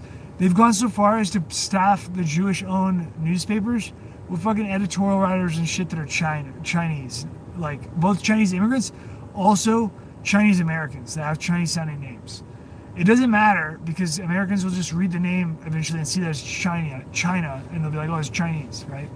They're doing it on purpose. They're putting them in universities. They're putting them in medical, engineering, all this shit. Okay? The reason why is because they're going to sacrifice them when like they're building a parallel narrative to explain all of the subversion that has happened in the United States and blame it on China for World War III. So the Arab Rab are running everything. The Arab Rab are destroying the United States secretly, and the American public is too fucking dumb to understand what's going on. They have incorporated the Chinese into this international program that they're running right now, and it's currently post 9/11. They've incorporated the Chinese by embedding them in the United States in order to dump them later and blame them for everything on the Chinese identity, which builds up the narrative for a World War III with China. It pretty much ensures it. They're already doing this, and they've already emplaced the fucking Chinese everywhere, and they're in. The way the Chinese got there is because everything that has to do with immigration has been put into independent executive agencies, which are a new concept that is post-World War II. That would be like all of your alphabet agencies, ATF, you know, fucking DEA, fucking NRO, NSA, CIA, fucking all of them, right? Those are independent executive agencies. They don't have any civilian oversight. You don't vote for them. They're under the executive administration. You vote for the president, and then you get your fucking pants pulled down, okay? The executive independent agencies and their associated think tanks and FFRDCs are running FFRDCs aren't running fucking immigration. I'm just saying, like, the parallel government of the United States that stole this motherfucker, that's who's running it, right? Like, they made a government that does all the functions that your government that was elected, that you used to have. It does all of those things. And now it's just sitting on the side, and it's getting all the money from the fucking Fed through Congress. And Congress is approving it. And then while Congress is approving that, all of your local municipalities and shit are caught with their pants down. They're like, what the fuck is going on? And they're like, well, I guess we had a crime with a gun. We need to call the ATF. Right? You see what I'm saying? And this is the way it works. They made a parallel government. They're going to switch it out for your fucking government. They have it all staged and set up, and it's already operating, and it's closer to the money supply because you don't run your money supply, so you don't have any say. So the Fed, through Congress, which is corrupt, has mainlined the fucking money supply that is on your back to the fucking independent executive agencies, which parallel your government structure, and they are more directly interlocked with your finance than you are, or your fucking elected government, and you don't have any election capability you have no say whatsoever. Well, surprise, surprise, all their department heads are Jews, and so is their fucking immigration office. And that is who fucking brought in all the Chinese and put them everywhere, is Jews. Okay? Now, the Chinese, they're fucking smart. They already fucking know this, right? Now, I guarantee that whatever the thing that the Jews and the Chinese are talking about, they probably aren't talking about, like, and then you sacrifice the Chinese, right? The Chinese are smart enough. They understand that this is the case. They know this. They know the Chinese that they're putting there are going to be sacrificed. They see every fucking Chinese person that leaves under diplomatic authority out of China and gets implanted in the United States under a visa. They fucking know that shit. When they get on a plane, like, they fucking know that. They can see all the numbers. They know what's going on. China is smart enough to understand what's going on. They figured it out. Okay? What China is doing is that China is placating, while it's convenient, to the Jews. What is going to happen is that when they get strong enough, because right now central banks are pumping China full of gold, and China is getting fucking beefed up. And after the U.S. dollar falls, and after the, engagement with the United States in World War III, China is going to fucking flip their shit, and they're going to fucking attack it. They're going to fucking attack the Jews. They're going to betray them. And that's your Gog and Magog right there. I'm going to call it. And they're going to fucking eat Jewish babies just to prove to you that the God isn't real. They're going to eat your babies. I'm telling you right now, don't believe me. They're going to eat your loved ones, Jews. They're going to eat your loved ones because the Arab Rav wanted to do a bunch of fucking deals with them and put material first and not put God first, right? Not do Torah, okay? So now you're going to have the fucking Goy Chinese are going to come down there and eat your babies, okay?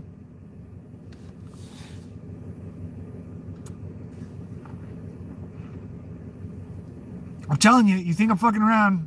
I'm not. It's going to happen. I'm telling you. You don't even think China's going to come there. I'm telling you, China's going to raid Israel after the Arab raid. You have an Arab raid, and then you're going to have fucking... That's like the initial conflict. And then you're going to have a fucking Chinese fucking raid. Out of fucking nowhere, you're going to get the Chinese raid. They're going to come through there. They're going to show you no mercy whatsoever. And they're going to be strengthened by the Arab Rav and manipulated both the Jews and America and everybody else. Arab Rav.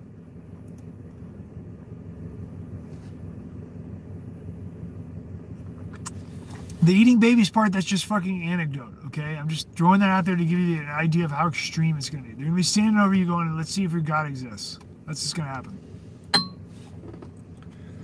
Now, surprise, they're going to get a bad surprise after that. But there's going to be a lot of innocent life. All babies are very close, you know. Like you guys need to be always merciful to women and children, particularly. Okay, the reason why God loves babies and children is because they're the closest to Him in terms of the circle. You know, like if you view time, you know, if you view time and the way that life is constructed in creation, they're the closest. Okay, as opposed to men. It's particularly middle-aged men, fighting men, military-aged males. They're about, you know, commonly like the furthest away, and that is also why military-aged men get the harshest of judgment and punishment in the eyes of people and animals and everything. Now, women don't need to fear again. The problem is women fear all the time. Women are just subjected to whatever your families instill in them. And what has happened is that you have given up your family for the state structure. And because your state structure is a subversive foreign element that's going to just is pure evil and wants to destroy you and your family, because of that, the fucking you know, like the women, like your father figure, the father role of the household, the elder, has been replaced by the state. And so the women are powerless but to accept whatever directive that is, right? Like whoever that role is going to influence women sociologically. And that's just the way it is. Like, you know, you want to talk about like women, you know, like the reason that women have the last names that they do, like it's a modern thing where women go like, I'm going to keep my mother's last name. I'm not going to take the husband's last name. Okay, well your mother's last name is your fucking father's her father's last name. You know, and it goes back and back and back forever. That's how it always is. Okay, regardless of society, it doesn't matter what society or language. It's how it is, right? You don't like it. You don't like your husband's last name. You want to be independent and stuff. Okay, take your name. That's your fucking. You know, that right there. That's your fucking. That's gonna be your father's surname. Okay. Before that, it's your grandparent, your grandfather's surname. Great grandfather's surname. Infinitum. Go back as far as you want. Go ahead. That's because that's the way that it is. That is actuality. It's not ideology. It's actuality. The women do not need fear again. The women need to be shown mercy, and the way that they're shown mercy is to be protected and to be given the greatest role that they give, which is to be the mother of the household, which is a role that no one else can fulfill, and it's extremely important and is the entire grace of life. There is no life without the grace of women, and they don't need to fucking fear anything. They need to be protected, and you idiots have not protected them, and that's why they're in the situation they are. globally, because you've let the fucking Arab Rav perpetuate absolute evil upon all of humanity, and you haven't fought one bit. You want to talk about making women fear again? Like you can't even fucking make yourself fear God. You know, like you're not even fucking scared of God. You should be. You should be fucking terrified. You're gonna be.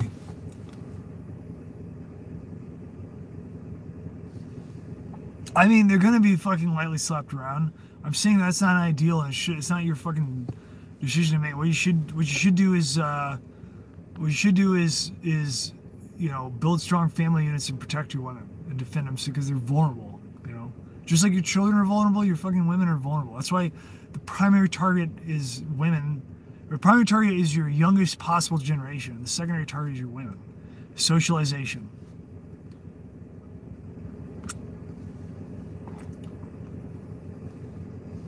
This is a good question. Hang on. How is God real when consciousness is a chemical reaction that ends with the same infinite dead blank void from before you were born? Right. Well, so the biggest problem that I found in terms of like conceptualization with atheism and the term God. So what I should first say, like what will probably help you understand this first, is that I don't like to use the word God at all. I use the word God, which is like derived from Old German, you know, like goat. It's a very new word, and I don't like to use it at all. I don't like to use any word for God at all. But in order for us to communicate about a conception, I have to use the word God, because that's what everybody uses colloquially. I don't like using it at all. I think it's I think it's a kind of a degenerate word in a way. And it implies like having the words for God. If you're not talking to God and not getting like a name, right, the name delivered to you, then you know you're really like making some assumptions and some things that aren't there by like assigning names and shit. And it has a possessive quality that is very, you know, like in my opinion, it's like a possessive thing of like, you know, like I possess God, so I assign this name, you know. So I don't like to use the word, use the word God. I have to do it, because if I didn't, this conversation would get so confusing that no one would be able to understand what the fuck was going on. But if I had my way, I wouldn't fucking say it once. And so maybe that'll help you at first, like understand what we're getting.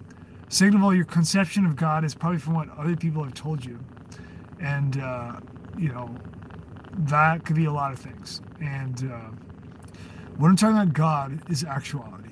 So I'm talking about, like, you know, whatever your theory is in atheism, like as an atheist, whatever the theory is, whether you're talking about like Big Bang or whatever, like those are all just words to describe what is actuality. And what I'm saying is that actuality is God. I'm talking everything from you being in this live stream right now, commenting and having the logic order, like being able to manifest the logic order in a system to describe why it's unlikely that there's a God. That is God. Like what your words, your letters coming together for you to make a logical order statement, that is God. What we were doing right now is we were on YouTube, right? We were streaming.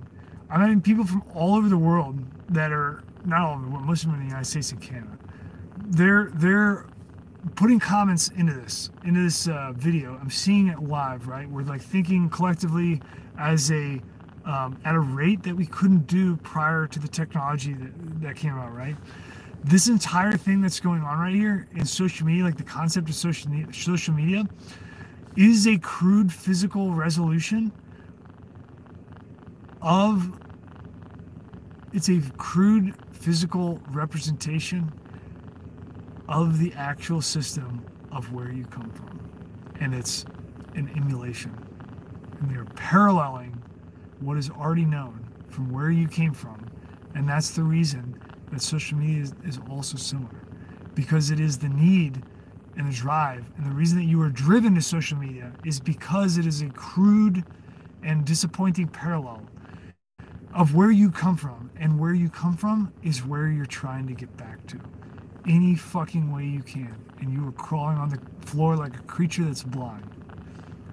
And because you have listened to the Erev Rav and dangerous people that want to possess God and use it as a weapon against you, you are unable to open your eyes and connect with your world and see around you and see that everything from the most degenerate prostitute to the most degenerate priest that wants to contain God and hold it against you and get your dollars into his pan or whatever, all those things encompass God, as well as the most beautiful things that you've seen, the intricacy of flowers and trees and the way that gravity is on and the way that you can intellectually, debate the concept of God. All of these things are God.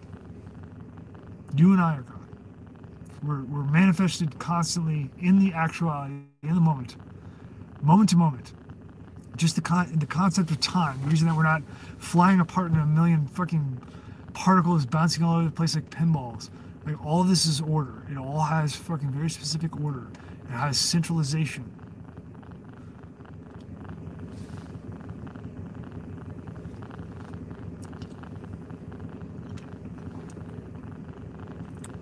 What I'm saying is that all of this is created purposefully. Okay.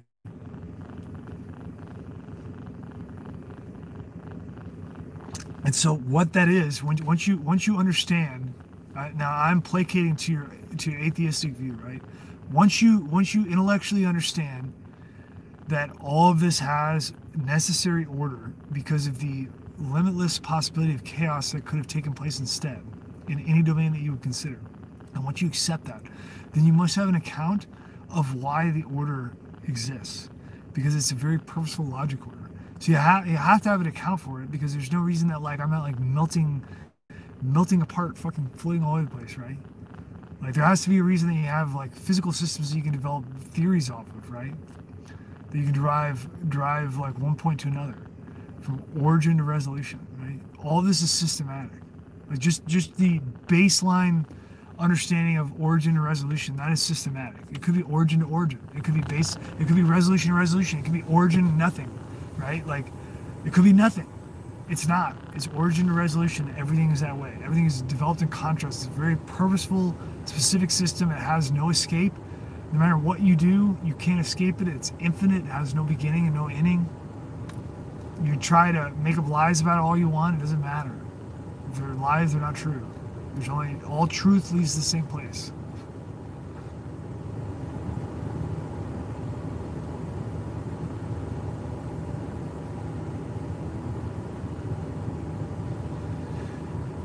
What you have to understand is that if you accept that everything has order, if you accept that there is an order to it, regardless of what you want to call it, don't worry about the guy that wants you to put the dollar bills in the pan or whatever it is that your aversion is.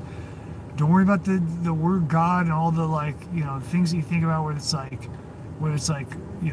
Muslim fundamentalists or fucking Pharisees or whatever it is that you're thinking about. Forget all that. The only reason that you can, once you get to the point that you're accepting that there is a necessary order that must present itself here, then you get to the point after that where you have to say, where are we going with it? And that's what you're going to find out. And that's what all this is about.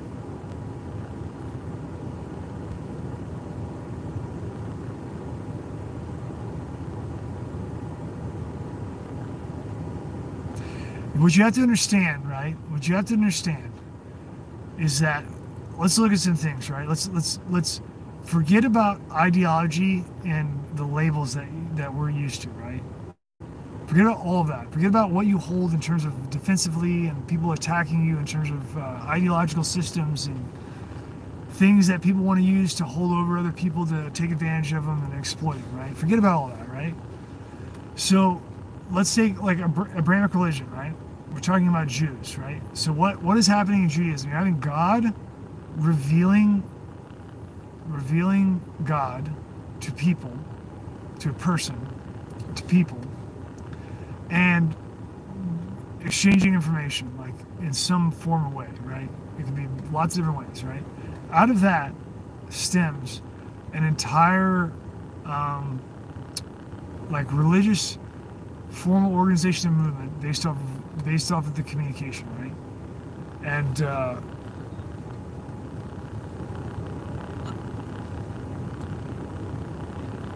And then you have God. Every single religion is begun because there is some connection to whatever word people use for the term God. There's some connection, regardless of the millennia, era, whatever. There's some connection that people have with a concept that that we colloquially call God now. Regardless of the people, the time, or the language, or whatever, they have it, right? And then it spurs an entire, like, what is the point of people getting involved? There's basically, like, I mean, unless you're like getting a hand in the pan with the dollar or whatever, there's really not a benefit of it. Like a made up concept, like I could say that well, it's a bad example because it doesn't get to the point. The point is that every single religion has to derive from a human being having a conceptualization and contact from what you call God, right? And there's lots of different religions, okay? Yet, you're all here on Earth, physically here. We're all on the same fucking planet, in physicality, in the physical world, okay? You all made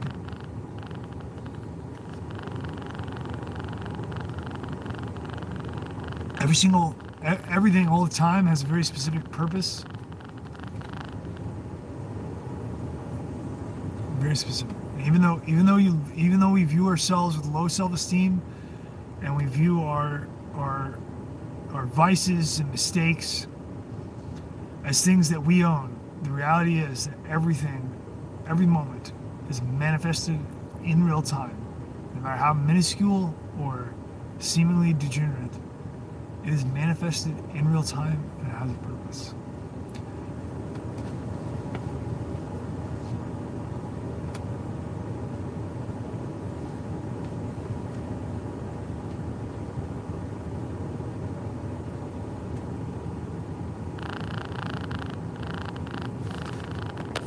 Did that answer anything or help?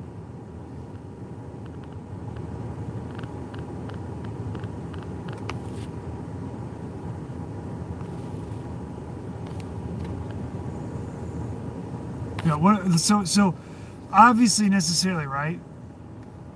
Whatever conceptualization, whatever the perception and actuality of God is, from whatever God is, God's perspective of creation, right? Of the reason that the way that things are, right? It's not attainable for understanding for us. Do you understand that? It's not attainable for our understanding. Do you understand? The necessarily, because we are a subdomain, we obviously, like, we cannot ascend our subdomain, or else we would be creator, right? In actuality, like in literal actuality. And so necessarily a subdomain cannot conceptualize the same way as the creator, right? And so the like, what are the forces? I'm using the term creator as like a, that is a common term that you'll understand, right? So there is no possibility for us to comprehend on the level of, like, creation. There are so many things going on. There are so many, no matter what year it is, no matter what century, science just revolves. You think you understand something, and then what happens? You wait 10 years, your old system just fades out and is gone. and it gets replaced with some new system that's hot shit, and then, you know, people make conventions about it, and then there's like, you know, steamboats bringing people all over the world to talk about it, and then like women are showing up and like having drinks with the people there, and then, you know, mating with them in hotels afterwards or whatever, you know, and they got a night out in Paris or whatever. And all these things down to the fucking ants that they're stepping on when they're going into the hotel to, you know, have their little honeymoon, down to the fucking the winds that are blowing to the fish in the sea. I mean, it's just all the time purposely manifested, and this day was made for you. The day was made for you. And so you're blessed.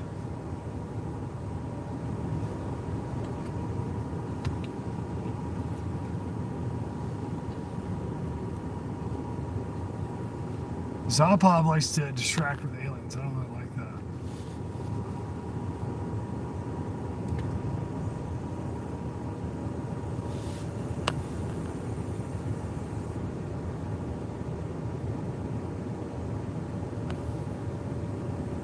Of course anything can be thing. Yeah, all of Missouri boys, somebody says Bloody Bill Anderson and Jesse James were from Missouri too. Yeah, so Missouri has a long history of Missouri has a very long history of like wild boys out here.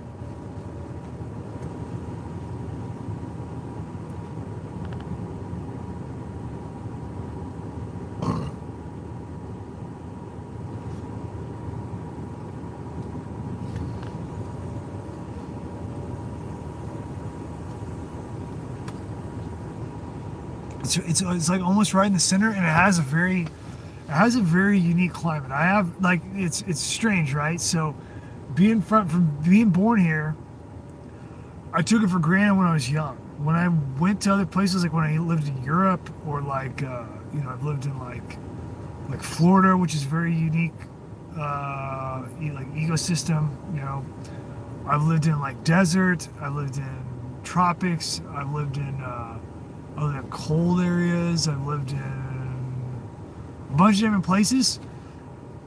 There is a quality about this latitude and longitude that is very unique, and it's something that I can't explain because it's not remarkable in an obvious way. There's something very special about it here.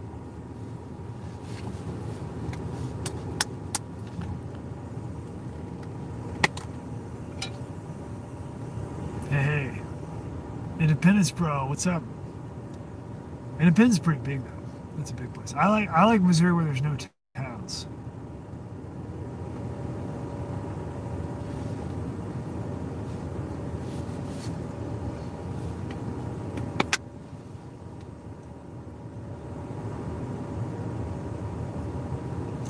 And Moab, okay. Yeah, so Moab, so when I was in Moab, I was there for a very short time. I was doing a business venture, a failed business venture. Somebody was graciously allowing me to stay with them, like temporarily, and we were trading work and shit.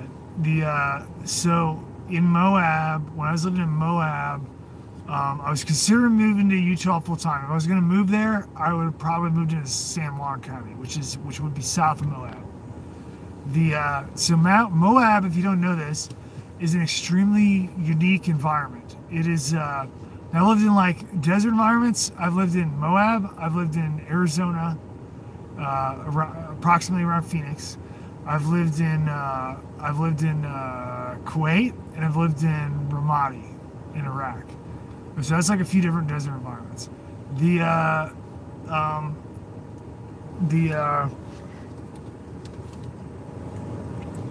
Moab has extremely unique exposed rock due to erosion. And it's just a very unique happenstance of exposure based on just the water and wind that's coming through the area and the mineral construction there. The only other place that's really close to it is there is a place in Saudi Arabia that's a small location that has very similar exposure grades that are similar to Moab. Other than that, there's not anywhere in the world. Moab is very similar to like they used to use it as the background set in a lot of old West movies from like the 70s and 60s. The that would be like your Westworld or whatever. That's filmed in Moab. It's extremely remote. They're very yuppie in the city, and that's because Hollywood comes up there. And so Hollywood came up there and ruined it. Other than that, prior to Hollywood coming in and sticking their dick in there and perverting it, it was a uranium town. So they did all their uranium mining in Moab. And there is a railroad that runs through there that is still radioactive. I don't know if they're still mining uranium, but there's a DOE railroad that is I guess radioactive signals on it, that's for sure. And it runs through there. The actual town of Moab is not what Moab is about. Moab is about everything that's around the town for about 20 miles in all directions. It is extremely desolate and isolated. It has no fucking handrails. So the first thing that you'll notice if you go to Moab and you spend any amount of time there is that you'll have no idea, especially if you live in a city, you'll have no idea that life in societies, in cities, is set up with fucking bumper pads. When you get to Moab, you realize that if you're not paying attention, you just walk off a 1,000-foot cliff, and there's no fucking sign. There's no fucking like caution, coffee's hot. There's no, like none of that. It's just like brutal reality, and it contrasts with the things that we take for granted in the city in terms of like how much conditioning and propaganda we have. And training, like how much we were trained to like do things. You go to Moab and it's just like, it's just like, it's just God's creation. That's it. And and it's perfect. And there's now it does get so I try to do for the county. I tried to do search and rescue. I didn't spend a lot of time doing it because they're very particular and it's kind of weird and. Like I've always been into tracking, so I got really into tracking when I was like in military service, like tracking people and animals and stuff. I'm pretty good at it. And so I volunteered for the sheriff's department for tracking out there, and good people out there. They're very tied up with like the NIM system, which is like the federal, pimp system that fucking Michael Chertoff, the rabbinic Jew guy that says that questioning 9/11 is equivalent to Holocaust denial. He set that up, NIM system. So they're like under that, as every fucking rural department to every city is in the United fucking States, because you're all considered in a virtual communism. Anyway, that's just a little psycho rant there. The point is, it's a beautiful country.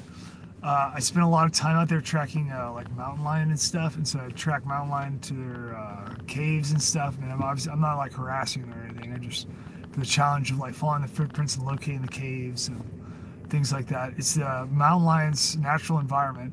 So the reason that mountain lions are the color they are is because they blend in about fucking perfect in Moab, and that's a very obvious thing when you see one. It's pretty obvious. Like once you see them, you're like, oh, that's why they're that color. It is a very rural, remote, and dangerous area. And if you're not familiar with like navigation, land navigation and shit, it's very bad. So or it can be potentially. The surrounding areas, they have like it's just you can see for a long ways. So like you might see some lights in the distance if you're out in the desert. That doesn't mean that they're right there. That could be 100 miles away. That could be 75 miles away.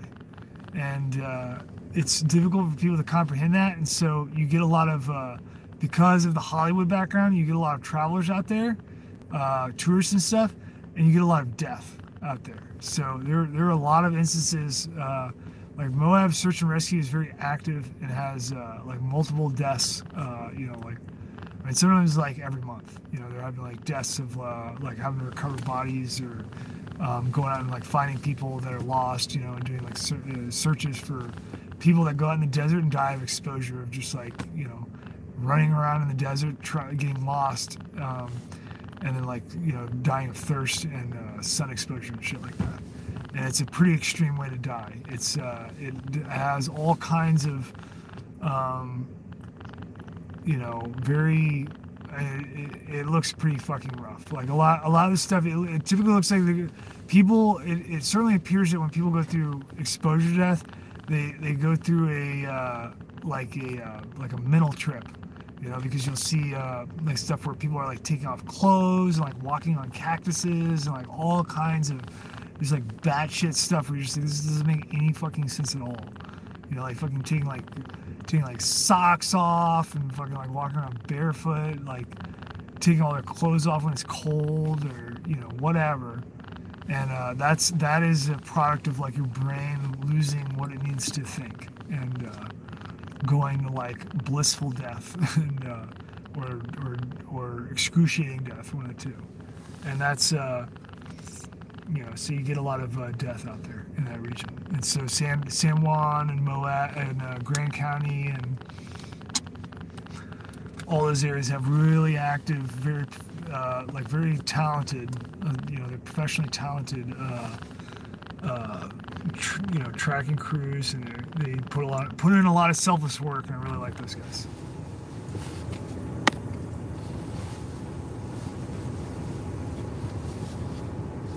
You don't want to go if your idea of like navigation is like I'm gonna have a GPS, like you don't want to be wandering around the desert.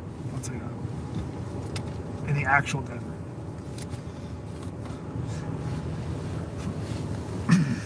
So that's my whole spiel on Moab. Somebody said they were in the Colorado-Utah border region. They wanted me to talk about Moab. That's kind of like that encompasses my Moab thing. I used to really like to go out like out into San Juan County and Grand County and do like rifle training because you can get like 360, easy fucking 360 rifle ranges, like fucking no problem at all.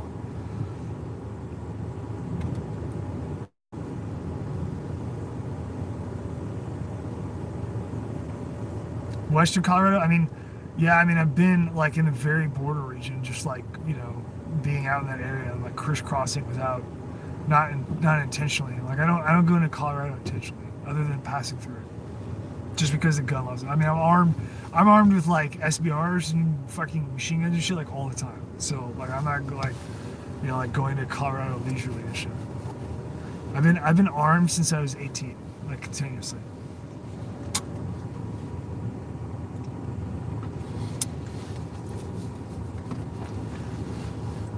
When I lived in Florida, I lived on East Coast in like off of Cape Canaveral. Never been to Page.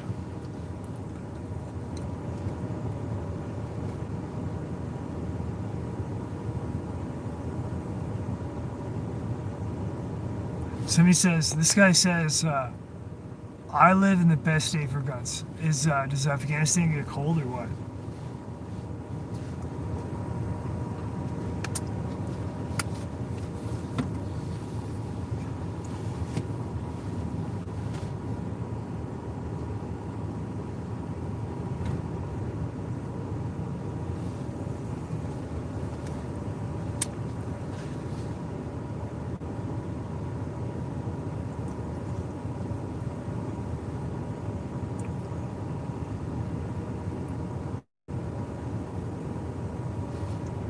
Some cops talking about fucking sacrifice, shit like that. I don't know about any of that stuff. It doesn't matter, right? Like, they're obviously terrible. We don't even have to focus on pedophiles and stuff. Like, you have like multiple world wars fermented that killed like more people than ever. It's exponentially killing more and more people and wiping out generations of shit. Well, it's more significant than fucking like all the other stuff. It's obviously gamed. It's obviously on purpose. It's the only thing that matters. Everything below that is less extreme than that, and so it's like, does it exist? Does it not exist? Like, sure, yeah, I don't know, who cares? Like, we have bigger shit to worry about here. I'm not saying don't worry about it. I'm saying like, yeah, it's very possible. I'm not focused on that. I'm focused on like freeing humanity here, right?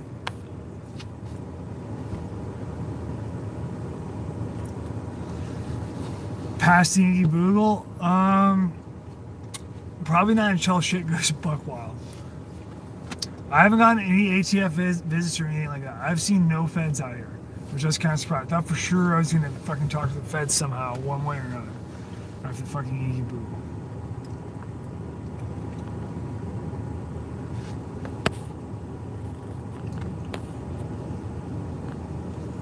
You should do gun stream. What does that mean? I don't even know what that means. Alaska guns are mandatory. Yeah, I mean, if you want to live, I'd carry a gun. That's like one of the, so if you go to Google Maps and you look around for all the places that they don't have fucking accurate imagery, those are like all the best places that you could possibly live. A lot of those places are like in fucking like none of it and shit, like none of it Canada and shit, where it's like trees don't even fucking grow. That'd be pretty harsh, but like I bet it's a pretty cool place to live in, a place where, you know, like world government can't really get other than finance. I guarantee there's no big dick world government people trying to go to none of Canada. They're probably like staying as far away from there as possible. They're like going to Florida and shit like that.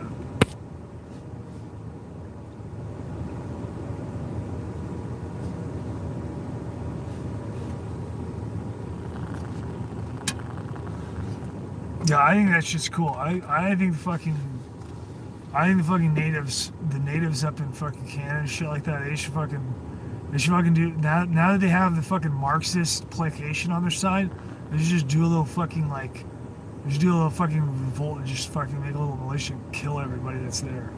And then, you know, like see what world government says about that. It'd be really hilarious. It'd be like the natives, the fucking ethnic natives of, like northern Canada, you know, like what we know colloquially as Eskimos, like, you know, fought off the white oppressors from their land.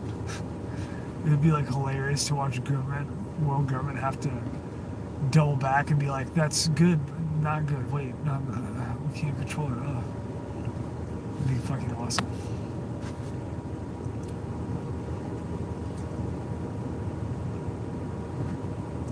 I do. I know the Eskimos. Yeah. Okay, I'm gonna wrap this shit up. You guys have a good night. I love you.